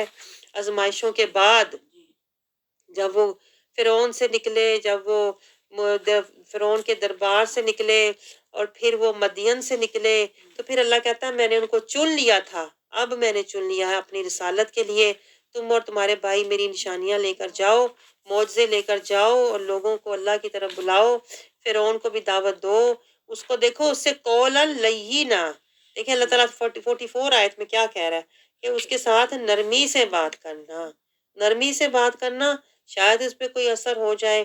قالا ربنا، انہوں نے عرض کیا ہے ہمارے رب ہمیں اندیشہ ہے کہ ہمیں کیا وہ ہم پر زیادتی کرے گا اور یا وہ سرکش ہو جائے گا۔ اللہ نے کیا کہا، تسلی دی، اللہ کہتا ہے میں ساتھ ہوتا ہوں، لا تخافا اننی معکما، دیکھیں یہ بھی دعا ہے، یہ بھی دعا ہے، لا تخافا اننی معکما، لا تخافا اننی معکما، جب آپ کو کوئی پریشانی ہو تو آپ یہ دعا پڑھا کریں، اللہ کہتا ہے میں ساتھ ہوں، میں تمہارے ساتھ ہوں، مدد کے لیے، رہنمائی کے لیے۔ پھر کیا ہوا، انہوں نے اللہ کا پیغام پہنچایا تو اللہ تعالیٰ کہتا ہے کیا، یہ 47 کی آخری دیکھیں، والسلام علی من اتبع الہدی، اللہ کہتا ہے انہیں بتا دو کہ کیا اس شخص پر سلامتی ہو، سلامتی کس پر ہوگی، سلامتی، آج ہم بھی کہتے ہیں نا یا اللہ ہمیں سلامتی دے، ایمان کی سلامتی دے، گھر بار کی سلامتی دے، آل اولاد کی سلامتی دے، مانگتے ہیں نا، تو سلامتی کب ملے گی، من اتبع الہدی، جب تم اس ہدایت کی پیروی کرو گے، یعنی اس قرآن کی پیروی کرو گے۔ دیکھیں یہ نکتہ ہے، اس کو سمجھے ذرا، جب ہم قرآن کی پیروی کریں گے نا تو قرآن سے ہی ہمیں ایمان کی اور گھر بار کی سلامتی ملے گی۔ آگے اللہ تعالیٰ کیا سمجھا رہا ہے 48 آیت میں، اِنَّا قَدْ أُوحِیَ إِلَيْنَا أَنَّ الْعَذَابَ عَلَىٰ مَنْ كَذَّبَ وَتَوَلَّىٰ، بے شک ہماری طرف وحی بھیجی گئی ہے کہ عذاب ہر اس شخص پر ہوگا، کس شخص پر، جو رسول کو جھٹلائے گا اور جو وَكَذَّبَ وَتَوَلَّىٰ، اور جو اللہ کی آیات سے منہ پھیرے گا۔ یہ پوائنٹ نوٹ کریں، جو اللہ کے رسول کو جھٹلائے گا نا، اور جو اللہ کی آیات کو جھٹلائے گا، وہی کل کو اللہ کے عذاب میں جائے گا۔ اب آپ سوچیں، آیات کو جھٹلائے گا، اللہ نے کہا ہے، یہ نہیں کہا نمازیں پڑھے نہیں پڑھے گا یا روزے نہیں رکھے گا، من کذبا، جو اس قرآن کو جھٹلائے گا نا، آیات کو، وہ اللہ کے عذاب میں جائے گا۔ آگے اللہ تعالیٰ پھر بتا رہا ہے مزید فرعون کا حال، موسیٰ علیہ السلام کو سنا رہا ہے۔ موسیٰ علیہ السلام نے فرمایا ہمارا رب وہی ہے، اب سوال جواب شروع ہو گئے ہیں، اب یہاں سے لے کے نا آگے تک، کہاں تک، کافی آگے تک، اب یہ سارا ڈائلاگ ہے، جو کچھ موسیٰ علیہ السلام کے ساتھ اور فرعون کے ساتھ جو ڈائلاگ ہوا نا، اب جس طرح انہوں نے دعوت پیش کی، اب دیکھیں یہ سارا ڈائلاگ اللہ کیوں ہمیں سنا رہا ہے، کچھ تو ہے نا اس میں۔ اللہ کہہ رہا ہے کہ موسیٰ علیہ السلام نے کس طرح دعوت دی کہ اے فرعون کو اے موسیٰ تم دونوں یعنی کہ انہوں نے دعوت تو یہ دی اللہ کی طرف آنے کی 48 آیت میں، انہوں نے تو یہ دعوت دی تھی، آگے سے فرعون جو ہے نا اب وہ ان کو گمانے لگ گیا۔ فرعون کہتا ہے اچھا تم دونوں کا رب ہے کون؟ بجائے اس کے کہ وہ دعوت کو مانتا، وہ یہ پوچھ رہا ہے کہ تمہیں بھیجا کس نے ہے اصل میں، جسے ہم اپنی زبان میں نہیں کہتے کہ تیرے پیچھے کون ہے، تیرے پیچھے کون ہے، یہ دس منٹ۔ موسیٰ علیہ السلام نے فرمایا ہمارا رب وہی ہے جس نے ہر چیز کو وجود بخشا ہے اور اس کی رہنمائی کی ہے، وہی جو بنانے والا ہے، اب جو پالنے والا ہے وہ ہے۔ تو موسیٰ علیہ السلام موسیٰ علیہ السلام نے یہ دعوت دے دی، اب فرعون آگے بے پرواہی سے کہتا اچھا تو پہلی قوموں کا کیا حال ہوا تھا، کیا حال ہوا تھا تمہیں پتا، ان کے کوئی حال کی تمہیں خبر ہے؟ تو موسیٰ علیہ السلام نے فرمایا یعنی وہ ان کا علم جج کرنے کی کوشش کر رہا ہے، جو فرعون ہے نا وہ اصل میں ان کا علم دیکھ رہا ہے کہ تمہیں پہلی قوموں کا کوئی حال پتا ہے کہ تم ایسے ہی آ گئے ہو، کس دعوے پہ کس بیس پہ کہہ رہے ہو کہ اللہ بنانے والا پالنے والا ہے، کیا تمہارے پاس دلیل کیا ہے؟ تو موسیٰ علیہ السلام نے کہا کہ ان کا علم تو میرے رب کے پاس ہے جو کتاب میں محفوظ ہے، میرا رب بھٹکتا ہے نہ بھولتا ہے۔ اب موسیٰ علیہ السلام اپنے نقطے پہ ہی ہیں، بار بار وہ اللہ کی دلیل دے رہے ہیں، اللہ کی کبریائی بیان کر رہے ہیں، پھر بار بار اللہ کی ہی اس کو دعوت دے رہے ہیں کہ وہی ہے جس نے زمین کو تمہارے رہنے کی جگہ بنایا، یعنی اسے ایک انڈائریکٹ یہ کہہ رہے تھے یہ جو تو بڑا فرعون بنا بیٹھا ہے نا، یہ اللہ نے تجھے زمین میں جگہ دی ہوئی ہے، اس میں تمہارے سفر کرنے کے لیے رستے بنائے اور آسمان کی جانب سے پانی اتارا، یہ سارا یہ جو مال و دولت عیش و عشرت یہ بادشاہی ہے نا یہ اللہ کی دی ہوئی ہے، پھر ہم نے اس میں پانی کے ذریعے سے زمین سے انواع اقسام کے نباتات کے جوڑے نکالے، یعنی یہ اس کو وہ دعوت حق دے رہے تھے، تو تم کھاؤ اور اپنے مویشیوں کو چراؤ، بے شک اس میں دانش مندوں کے لیے نشانیاں ہیں۔ اب وہ یہ سب دربار والے جو تھے نا ان کو بھی اصل میں موسیٰ علیہ السلام ساتھ لے رہے تھے کہ تم فرعون کی پیروی نہ کرو، یہ جو حق میں تمہیں دکھا رہا ہوں نا، زمین آسمان یہ سب اللہ کے بنائے ہوئے ہیں، اگر تمہیں ذرا بھی عقل ہے نا تو فرعون کی اندھی پیروی چھوڑ دو اور حق کی پیروی کرو اور میری بات کی طرف توجہ دو۔ مزید وہ دعوت دے رہے ہیں کہ زمین کی اس مٹی سے ہم نے تمہیں پیدا کیا، اسی میں ہم تمہیں لوٹائیں گے اور اسی سے ہم تمہیں دوسری مرتبہ اٹھائیں گے، یعنی وہ یہ کہہ رہے ہیں اپنی آخرت کی فکر کرو، یہ فرعون کے پیچھے لگ کے کیوں اپنا وقت ضائع کر رہے ہو؟ بے شک ہم نے اس کو اپنی نشانیاں، پھر جب یہ دعوت دینے کے بعد دلائل دینے کے بعد پھر انہوں نے نشانیاں بھی دکھائیں۔ نشانیاں کیا تھیں؟ وہ جو ہاتھ ان کا چمکتا تھا نا موسیٰ علیہ السلام کا، کہ وہ بغل میں سے ہاتھ جب ڈال کے نکالتے تھے تو وہ چمکنے لگ جاتا تھا، اور پھر وہ اژدہا وہ جو لکڑی کا وہ جو ان کی لاٹھی تھی، انہوں نے نشانیاں دکھائیں، پھر کیا ہوا؟ انہوں نے دیکھ کر بھی جھٹلایا فرعون نے۔ اس نے کہا ہے موسیٰ کیا تم ہمارے پاس اس لیے آئے ہو کہ اپنے جادو کے ذریعے ہمارے ملک سے ہمیں نکال دو، اپنے جادو کے ذریعے ہمیں ہمارے ملک سے نکال دو؟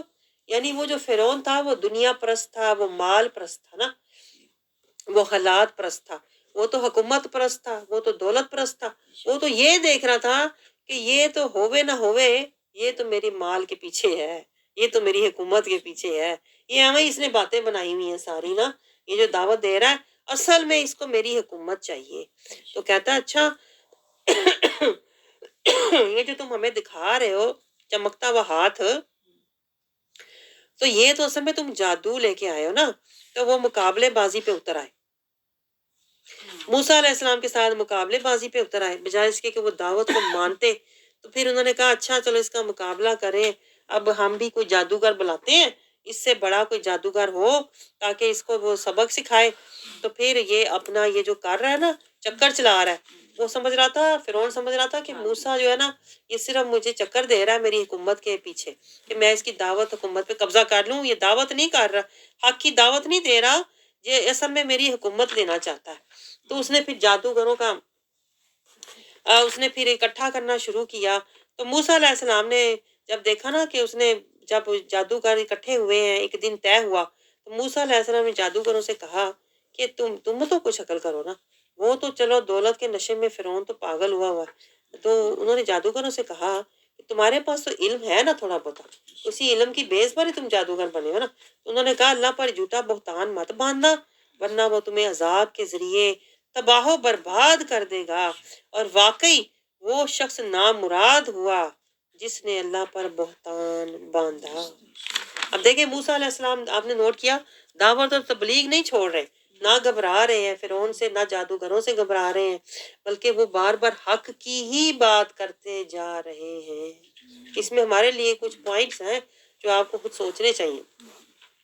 اب جب جادوگروں نے دیکھا کہ موسیٰ نہ تو فرعون کے آگے ڈرا ہے، نہ وہ ہمارے آگے کچھ اس کے اندر ہوا ہے کہ یہ جادوگر بھی آ گئے ہیں، موسیٰ تو وہی باتیں کری جا رہا ہے۔ اب وہ جادوگر آپس میں نا الجھنے لگ گئے ایک دوسرے سے، کوئی کہے اس کو مانو، کوئی کہے نہ مانو۔ پھر کیا ہوا، کہنے لگے یہ دونوں واقعی جادوگر ہیں جو یہ ارادہ رکھتے ہیں۔ کچھ کہنے لگے کہ یہ موسیٰ اور ہارون جو ہے نا، یہ دونوں جادوگر ہیں، تو وہ جادو کے ذریعے زمین سے نکالنا چاہتے ہیں اور تمہارے مثالی مذہب و ثقافت کو نابود کرنا چاہتے ہیں۔ یہ دیکھیں طریقتکم المثلی، یہ دیکھیں طریقت، یہاں سے ہم نے سیکھا ہے شریعت، طریقت۔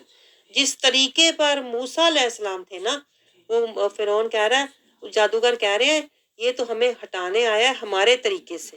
تو شریعت کے اوپر طریقت ہوتی ہے، تو کیونکہ وہ انبیاء کا راستہ ہوتی ہے، تو جس نے جو حاصل کیا ہوتا ہے نا وہ طریقت ہوتی ہے۔ تو آگے پھر کیا ہوا، پھر اللہ تعالیٰ بتا رہا ہے کہ وہ ساری تدبیریں انہوں نے کر لی۔ وَقَدْ أَفْلَحَ الْيَوْمَ مَنِ اسْتَعْلَىٰ، آیت 64، آج کے دن وہی کامیاب ہوگا جو غالب آئے گا۔ یہ جو اتنی آیت ہے نا، وَقَدْ أَفْلَحَ الْيَوْمَ مَنِ اسْتَعْلَىٰ، یہ آیت اگر آپ پڑھیں نا، اور اگر آپ کسی بڑے سے بڑے کام کے لیے جائیں، بڑے سے بڑے مشن کے لیے جائیں، تو اللہ آپ کو کامیابی دے گا۔ کیونکہ یہ دیکھیں یہ آیت جو ہے اس وقت نازل ہوئی جب موسیٰ علیہ السلام کا اتنے بڑے بڑے جادوگروں سے سامنا تھا، تو یہ آیت نازل ہوئی کہ آج وہ کامیاب ہوگا جو غالب آئے گا، جو یہ آیت پڑھے گا، جو اللہ اور اس کے رسول کے ماننے والا ہوگا وہی غالب آئے گا۔ تو پھر جادوگروں نے ڈالے، تو پھر کیا ہوا، پھر آگے جو یہ سارا قصہ ہے آپ کو پتہ ہی ہے، پھر ان کے دل میں خوف تو تھا۔ پھر آگے یہ جو آیت ہے نا 68، یہ بھی آیت، قُلْنَا لَا تَخَفْ إِنَّكَ أَنْتَ الْأَعْلَىٰ، اللہ نے انہیں تسلی دی، خوف مت کرو تم ہی غالب رہو گے۔ اب یہ بھی آیت جو ہے نا، یہ دعا ہے، آپ کو پتہ، یہ بہت مجرب اور بہت طاقت والی آیتیں ہیں یہ جو آ رہی ہیں نا۔ ہر طرح کا جادو ٹونا، ہر طرح کا فتنہ فساد، یہ آیتیں پڑھ کے جب آپ جائیں گے نا تو آپ سرخ روح واپس آئیں گے۔ چاہے کتنا بڑا کوئی مشن ہے، ٹاسک ہے، کتنا بڑا آپ جا رہے ہیں کوئی کام کرنے، مشکل سے مشکل، لیکن اگر آپ یہ آیت پڑھتے ہوئے جائیں، اور آپ یقین کریں میں نے اکثر آزمایا ہے، جب بھی میں یہ آیتیں پڑھ کے گزرتی ہوں جاؤ نا، جو بھی مقصد آپ کا ہوگا آپ اس میں کامیاب ہی لوٹو گے۔ یہ اس طرح سے پڑھیں، وَقَدْ أَفْلَحَ الْيَوْمَ مَنِ اسْتَعْلَىٰ قُلْنَا لَا تَخَفْ إِنَّكَ أَنْتَ الْأَعْلَىٰ، یہ دونوں آیتیں انتہا کی کامیابیاں دینے والی ہیں۔ اور آگے پھر دیکھیں جو آیت 69 ہے، یہ جادو کا پکا توڑ ہے، یہ جادو کا پکا توڑ ہے، یہ جو 69 آیت ہے۔ اللہ تعالیٰ نے اس میں کیا فرمایا کہ تم اس لاٹھی کو جو تمہارے داہنے ہاتھ میں ہے زمین پر ڈال دو، وہ اس فریب کو نگل جائیں گی جو انہوں نے بنا رکھا ہے، اور جو کچھ انہوں نے بنا رکھا ہے وہ فقط جادو کا فریب ہے، اور جادوگر جہاں کہیں بھی آئے گا فلاح نہیں پائے گا۔ اب جس پر بھی آپ کو خدشہ ہو، یا آپ کو اپنی ذات کے لیے خدشہ ہو کہ کوئی مجھ پہ جادو کر رہا ہے یا کروا رہا ہے، یا کسی پر کیا گیا ہے آپ کی فیملی میں سے، تو اگر آپ یہ آیتیں پڑھ کے نا، یہ والی اگر آپ روز 3 دفعہ پانی بھی پلا دیں یا دم کر دیں، وہ جادو کا اثر بالکل ختم ہو جائے گا۔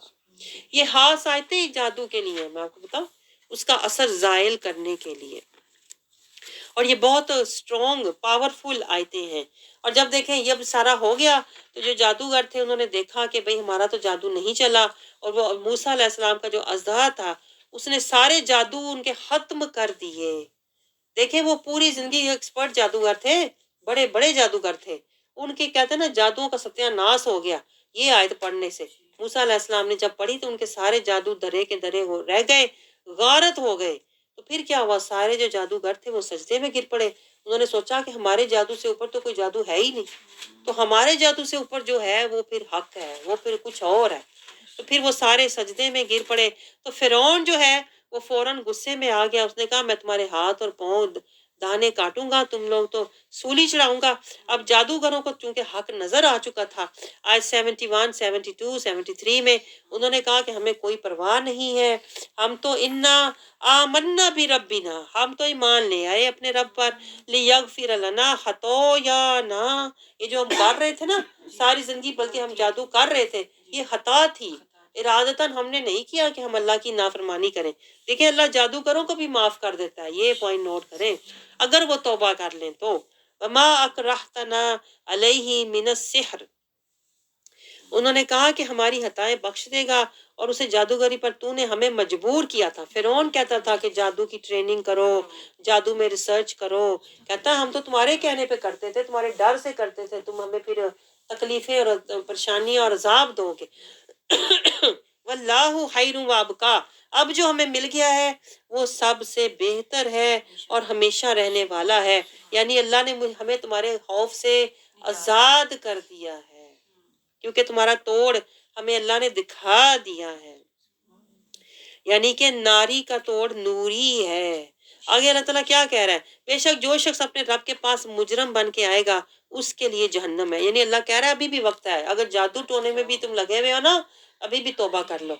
ये जादूगरों का वाकया अल्लाह ने बयान ही इसलिए किया है कि जो इस कामों में लोग पड़े हुए हैं ना, अल्लाह कह रहा है अभी भी वक्त है, तौबा कर लो। ये ना हो कि तुम मुजरिमान, ये मैं कहती होती हूँ, मुजरिम ना बनो, महरम बनो। मुजरिमन, अल्लाह कहता है जो मुजरिम बन के आएगा, जो पढ़ के भी करता रहेगा जादू। लोग कुरान भी जादू के लिए इस्तेमाल करते हैं, आपको बताऊं मैं, यही आयतें उल्टी इस्तेमाल करके लोग जादू करवाते हैं। जहाँ पे काफरों का जिक्र है ना, उनके दिल सख्त है, वो आयतें यूज करके लोग जादू करवाते हैं। जहाँ पे अल्लाह कह रहा है कि नबी ने उनको छोड़ दिया, वो आयतें इस्तेमाल करके वो मियाँ बीवी के रिश्ते तोड़ते हैं। ऐसे जादूगर करते हैं, कुरान ही इस्तेमाल कर रहे होते हैं उल्टा पर। तो अल्लाह कह रहा है जो लोग अपने रब के पास मुजरिम बनकर आए, ऐसे मुजरिम जिन्होंने हर चीज को उलट इस्तेमाल किया, उनके लिए क्या है, जहन्नम। ला यमूतु फीहा वला यहया, फिर वहां उन्हें कोई भी बचाने वाला नहीं होगा।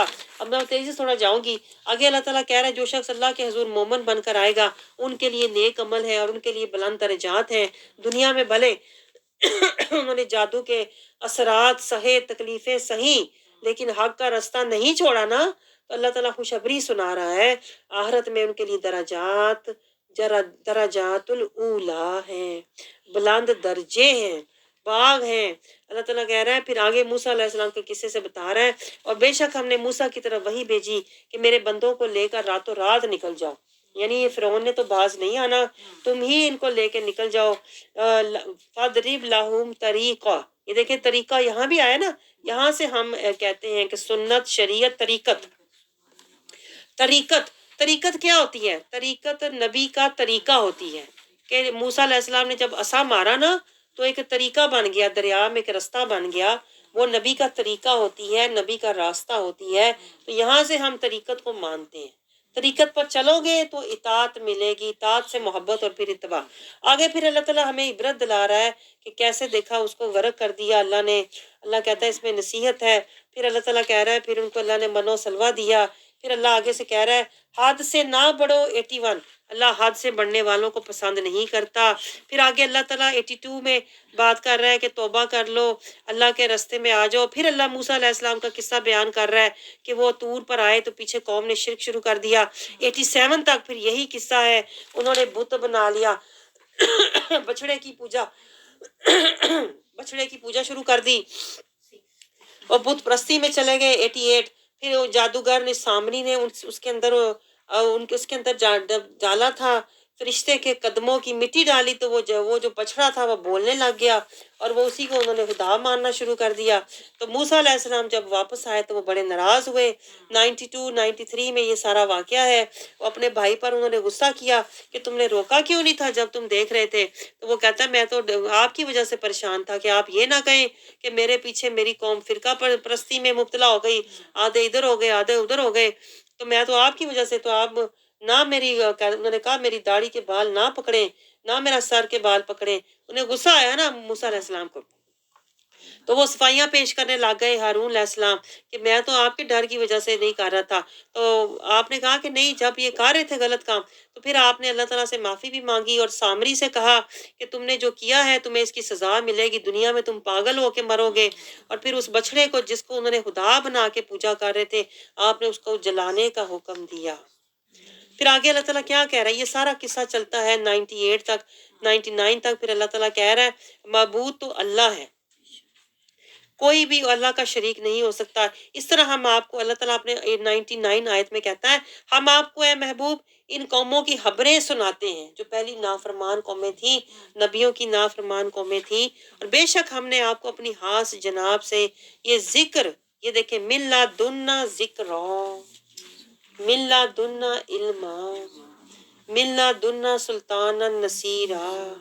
تو اللہ نے یہ جو علم دیا نا رسول اللہ کو، یہ من لدنا ذکرا ہے، یہ غیب کا علم ہے. جو لوگ کہتے ہیں رسول کو غیب کا علم نہیں ہے، یہ دیکھیں پوائنٹ اللہ نے لکھا ہوا من لدنا ذکرا. یہ نبیوں کی خصوصیت ہوتی ہے. آگے اللہ تعالیٰ کیا فرما رہا ہے کہ جو لوگ نہیں مانتے، روگردانی کر رہے ہیں، وہ بوجھ اٹھائیں گے اپنا بھی دوسروں کا بھی. آگے آتے 91 102 103 میں اللہ کہہ رہا ہے اللہ جہنم ان سے بھر دے گا. پھر اللہ تعالیٰ کیا کہہ رہا ہے کہ یہ آج دنیا میں پھر یہ کہیں گے ہم دنیا میں بہت تھوڑی دیر رہے تھے، آج جتنی دیر مرضی رہ لیں وہاں جا کے انہیں پتہ چلے گا. آگے پھر اللہ تعالیٰ دیکھیں 104 میں پھر آ رہا ہے کہ کیا ہم جانتے ہیں جو کچھ یہ کہہ رہے ہوں گے جبکہ ان میں سے ایک عقل والا بندہ ہوگا. یعنی جب جہنمی حشر کے دن ایک دوسرے کو پوچھیں گے کتنی دیر دنیا میں رہے، اللہ کہہ رہا ہے ایک طریقے والا بندہ ہوگا. امثالہم طریقہ، دیکھیں پھر طریقت آیا، طریقت کا لفظ آیا یہاں پہ. لوگ یہ جو بعض وہابی کہتے ہیں یہ طریقت آپ نے اپنے پاس سے بنائی ہوئی ہے، یہ ہم نے نہیں بنائی ہوئی، یہ سارا قرآن میں ہے. اللہ کہتا ہے ایک جو طریقے والا بندہ ہوگا نا وہ کہے گا ان لبثتم الا یوما، کہ دنیا میں تم اس دنیا میں ایک دن کے سوا ٹھہرے ہی نہیں ہوں. یعنی جو طریقت والا بندہ ہوگا نا، اللہ کہہ رہا ہے اسے صحیح پتہ ہوگا. آگے اللہ تعالیٰ کہہ رہا ہے یہ آپ سے سوال کرتے ہیں پہاڑوں کے بارے میں، تو انہیں بتا دو کہ اللہ تعالیٰ ان کو اڑا دے گا جب قیامت نزدیک آئے گی حشر کے دن. یہ سارا 108 تک یہی بیان ہے. پھر آگے اللہ تعالیٰ شفاعت کا ذکر کر رہا ہے. آپ نے عقیدے کی آیتیں نوٹ کریں 109. اللہ تعالیٰ کہہ رہا ہے اس دن شفاعت سود مند نہیں ہوگی اس شخص کی سفارش کہ یعنی کہ اس کے لیے قبول نہیں ہوگی جو نہیں مانتے، لیکن اس کے لیے جسے خدائے رحمان نے اذن دے رکھا ہے. یہ نوٹ کریں الا من اذینا، یہ صاف لفظ لکھا ہوا کہ نہیں، اللہ اذن دے گا، اللہ الرحمن، اللہ سفارش کا اذن دے گا، اللہ اجازت دے گا جس کو وہ سفارش کرے گا. اور وہ کون ہوگا، وہ ردیہ لہو قولا، وہ انبیاء ہوں گے، وہ مرسلین ہوں گے جو سفارش کریں گے. یہ دیکھیں صاف آیت لکھی ہوئی ہے. کیسے لوگ کہتے ہیں کہ کوئی بھی سفارش نہیں کرے گا، یہ ہے گمراہی جو وہ پھیلا رہے ہیں. آگے اللہ اپنی شان بیان کر رہا ہے. اللہ جانتا ہے 111 میں اللہ کہہ رہا ہے حشر کے دن سب جھکیں گے اللہ کے آگے، لیکن مومن تو آج جھکتے ہیں نا. پھر آگے اللہ تعالیٰ کیا کہہ رہا ہے، یہ قرآن میں وعید ہے ان لوگوں کے لیے جو نہیں مانتے، لیکن نصیحت ہے کن کے لیے، ایمان والوں کے لیے. 113 میں 14 میں اللہ کیا کہہ رہا ہے، اللہ تعالیٰ کیا کہہ رہا ہے کہ اے بس اللہ بلند و شان والا ہے، اللہ اپنی عظمت بیان کر رہا ہے، وہی بادشاہ ہے. اللہ تعالیٰ کہہ رہا ہے اس قرآن کو پڑھنے میں جلدی نہ کرو، ان کی کریے پھر 3 گھنٹے ہو جاتے ہیں. اللہ کہہ رہا ہے جلدی نہ کرو، میرا تو قصور نہیں نہ ہوں تسی آپ ہی ویل سمجھ رہے ہو تسی. اب میں جلدی کروں بھی تو میں نہیں کر سکتی، پتہ اللہ کہہ رہا ہے نہ جلدی کرنا، لیکن سامنے آ گئی تو میں ٹائم دیکھ رہی تھی. اللہ کہہ رہا ہے ولا تجل قرآن کے پڑھنے میں جلدی نہ کرو، سمجھنے سمجھانے میں جلدی نہ کرو، اس لیے کہ اس کی وحی آپ پر پوری اتر جائے، رسول اللہ صلی اللہ علیہ وسلم پر پوری اتر جائے اور ہمیں پوری بات سمجھ آ جائے. یعنی کہ ادھی گل پیچھے تے ادھی گل اگے تے نسی جاؤ اور یہ خوش ہو جاؤ گھنٹے چ سپارہ ختم ہو جائے. اللہ اپنے محبوب سے بھی کہہ رہا ہے جب تک پوری وحی نہ اتر جائے آپ جلدی نہ کریں. تو اللہ ہمیں سمجھا رہا ہے جب تک پوری بات سمجھ نہ آ جائے آگے نہ جاؤ. اور پھر آگے اللہ کیا کہہ رہا ہے، آپ عرض کیا کریں نا. اللہ اپنے محبوب سے کہہ رہا ہے اور ہمیں بھی کہہ رہا ہے کیا، ربی زدنی علما، کہ یا اللہ یہ جو نکتے ہیں ان کو ہمارے اوپر کھولنا. یہ جو آیتیں ہیں نا، یہ آیتیں میں آپ کو بتاؤں ہر آیت، میں تو جلدی سے کوشش اپنی طرف سے کر رہی ہوتی ہوں، اصل میں ہر آیت نا ایک بند کلی ہے، اس کو آپ کھولو تو اس کی خوشبو پھیل جاتی ہے اور اس میں کتنا بندہ مگن اور مست ہو جائے. تو یہ اللہ کہہ رہا ہے کہ جب تک پوری खुशबू आयत की तुम्हें समझ ना आ जाए, फहम में पूरी बात ना आ जाए, आगे ना जाओ। आगे अल्लाह ताला क्या समझा रहा है? दर हकीकत हमने इससे पहले भी यानी कि अल्लाह ताला कह रहा है आदम अलैहिस्सलाम को ताकीदी हुक्म फरमाया था, सो वो भूल गए और हमने उनमें बिल्कुल नाफरमानी ना देखी। अब देखें जो लोग अस्तगफिरुल्लाह आदम अलैहिस्सलाम के बारे में भी ये गुमराही फैलाते हैं कि उन्होंने नाफरमानी की। अल्लाह तौबा। अल्लाह इस आयत में क्लियर कह रहा है, अल्लाह कहता है वो नाफरमान नहीं थे,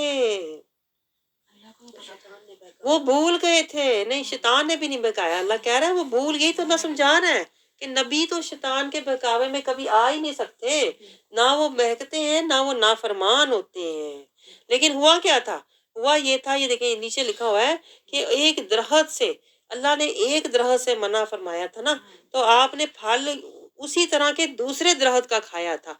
तो आदम अलैहिस्सलाम से खता ये हुई, वो समझ रहे थे कि अल्लाह ने सिर्फ इस एक दरख्त का, लेकिन उन्हें पता नहीं था कि सब जो उस तरह के है ना, उनसे अल्लाह ने मना फरमाया है। तो ये है कि उनसे खता हुई, भूल हो गई।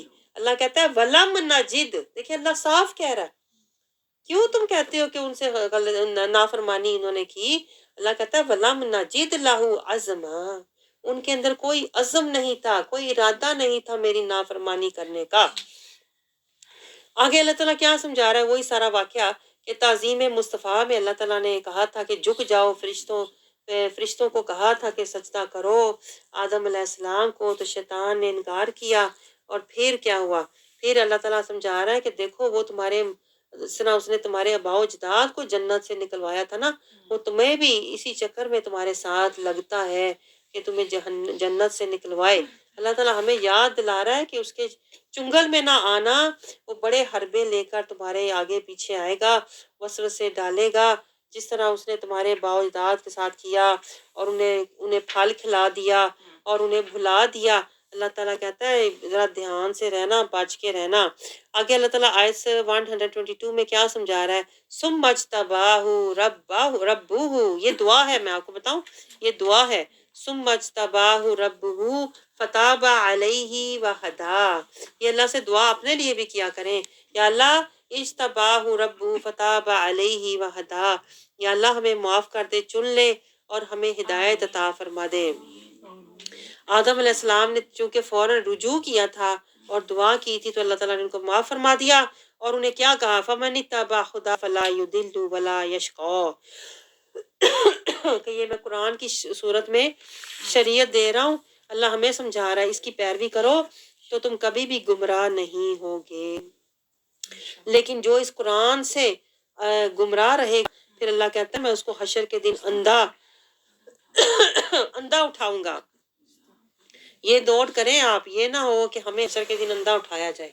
अगर हम आज कुरान को अंधों की तरह पढ़ के गुजर गए, ना हमने गौर किया, ना हमने एहसास अल्लाह के एहसासात को, जज्बा अल्लाह की आयात के अंदर जो है, जो अल्लाह के आयात के अंदर जो पैगाम आया है, अमल ना किया, तो फिर हशर के दिन अल्लाह कहता है मैं तुम्हें अंधा उठाऊंगा, क्योंकि तुम मेरी आयात से अंधों की तरह गुजर जाते थे। ये बदला होगा उनका। अल्लाह कहता है इसी में हमेशा रहेंगे, फिर आगे दायमी अजाब में रहेंगे। 129 में अल्लाह कहता है इसी हलाक दी जो नाफरमान ही, जो आयात का इनकार करती थी। सिर्फ क्या है? अजल मुसम्मा, ये सिर्फ एक थोड़ी देर की मोहलत है। अल्लाह अपने महबूब को देखें, फिर सबर वस्बिर अला मा यकूलून वसब्बि बिहम्दि रब्बिक, अल्लाह अपने महबूब को तसल्लियां, हौसले, मोहब्बतें निछावर कर रहा है कि आप इनकी तरफ ना अपना दिल रंजीदा करें। आप बस सबर, जिक्र, शुक्र, सबर, तवक्कुल और रिजा में रहें। आप सबर करें, जो ये कहते हैं अपने रब की याद में रहें। नमाजें क्या हैं? नमाजों मतलब ये होता है खड़े बैठे उठे चले फिरे अपने रब का जिक्र करो। इसीलिए अल्लाह ने नमाजों का देखे पूरा निजाम किया है। और यहाँ देखें अल्लाह ने एक राज बात और भी बता दी है। आयत नंबर 130 में अल्लाह ने राज की बात बता दी, अल्लाह ने अपने दिल की बात बता दी। अल्लाह कहता है ये सब मैंने क्यों किया है? ये नमाजों का, ये याद का सारा सिस्टम ला अल्लाह तार दो। ये देखें ये कितना गहरा है, आप नोट लें। मैं कहती हूँ कि कोई इसको नोट ही नहीं करता। अल्लाह कहते हैं मैंने इसलिए किया है ए महबूब ताकि आप राजी हो जाएं। देखिए अल्लाह अपने महबूब को राजी कर रहा है कि लोग मेरे महबूब को नाराज करते हैं ना, तरह तरह की बातें करके, तो अल्लाह कहता है महबूब मैं तो तुझे राजी करना चाहता हूँ। है اللہ اپنے محبوب کی رضا کا طالب ہے. آپ سوچ سکتے ہیں اللہ اپنے محبوب کی رضا کا طالب ہے. سوچیں آپ ذرا. اسی لیے تو ہم کہتے ہیں کہ رضا خدا اتباع مصطفیٰ میں ہے. اور اللہ اپنے محبوب مزید دیکھیں کیا فرما رہا ہے کہ ولا تمدون عینی کا الی ما متعنا. آپ نہ دیکھیں نا ان کو، یہ جو دنیا دار لوگ ہیں، یہ جن کے پاس بڑی آرائش کی چیزیں ہیں، آپ ان کی طرف نگاہ نہ فرمائیں جو ہم نے ان کو دیا ہے. بعض طبقات ہو بڑے خوش ہوئے ہیں، بڑے پھر رہے ہیں، اتنے پھیلا رہے ہیں نا. کہہ رہا ہے تسی انہاں نوں تکو بھی نہ، یہ تے ویکھن بھی قابل نہیں. یہ اندازہ اللہ کا کہ یہ تے نظر دے قابل نہیں ہے. اللہ تعالیٰ کہہ رہا ہے آخرت ورزق ربک خیر و ابقا. یہ جو ان کو ملا ہوا ہے تو فتنہ ہے، یہ تو فنا ہے. اس فنا کے پیچھے جتنے میں پڑے ہوئے ہیں.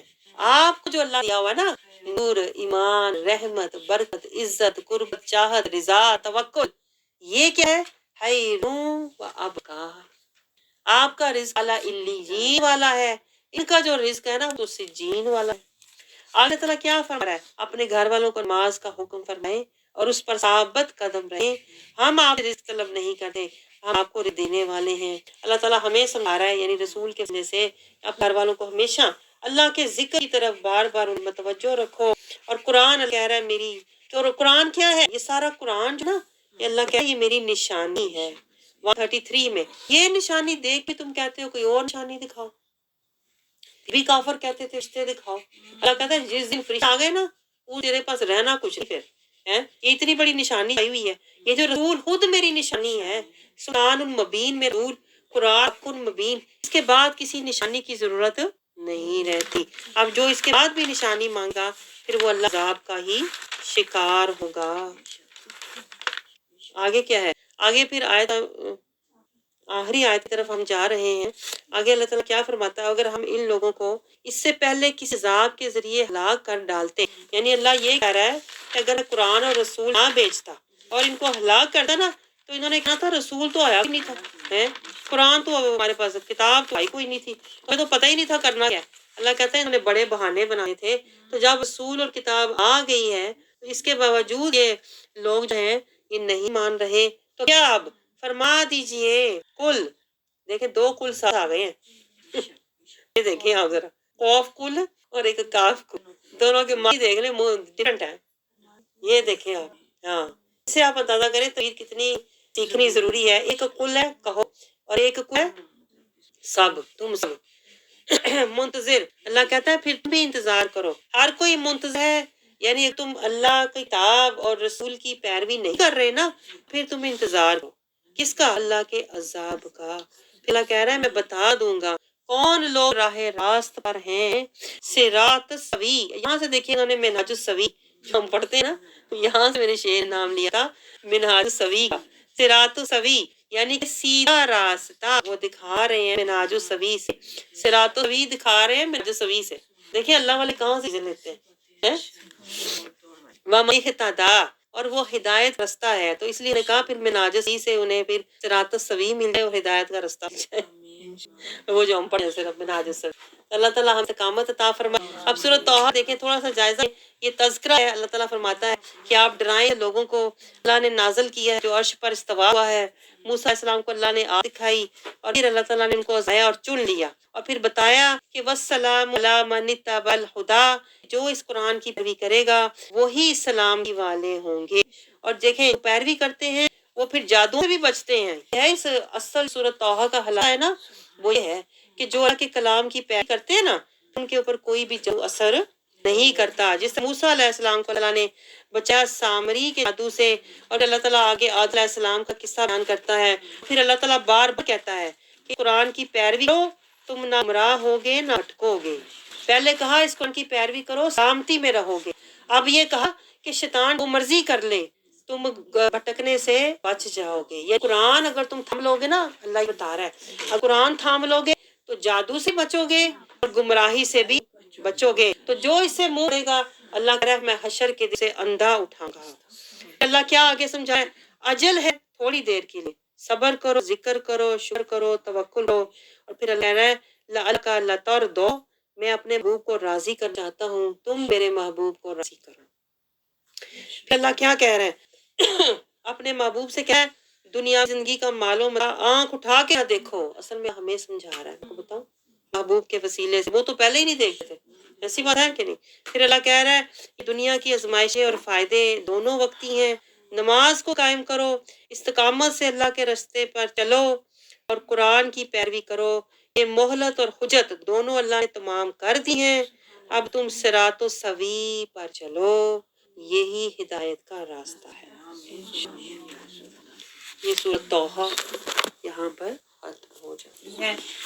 16واں سپارہ ہمارا کل ہمارا 17واں سپارہ. دیکھیے کیسے کیسے سبق اور نصیحتیں اور نکتے ہیں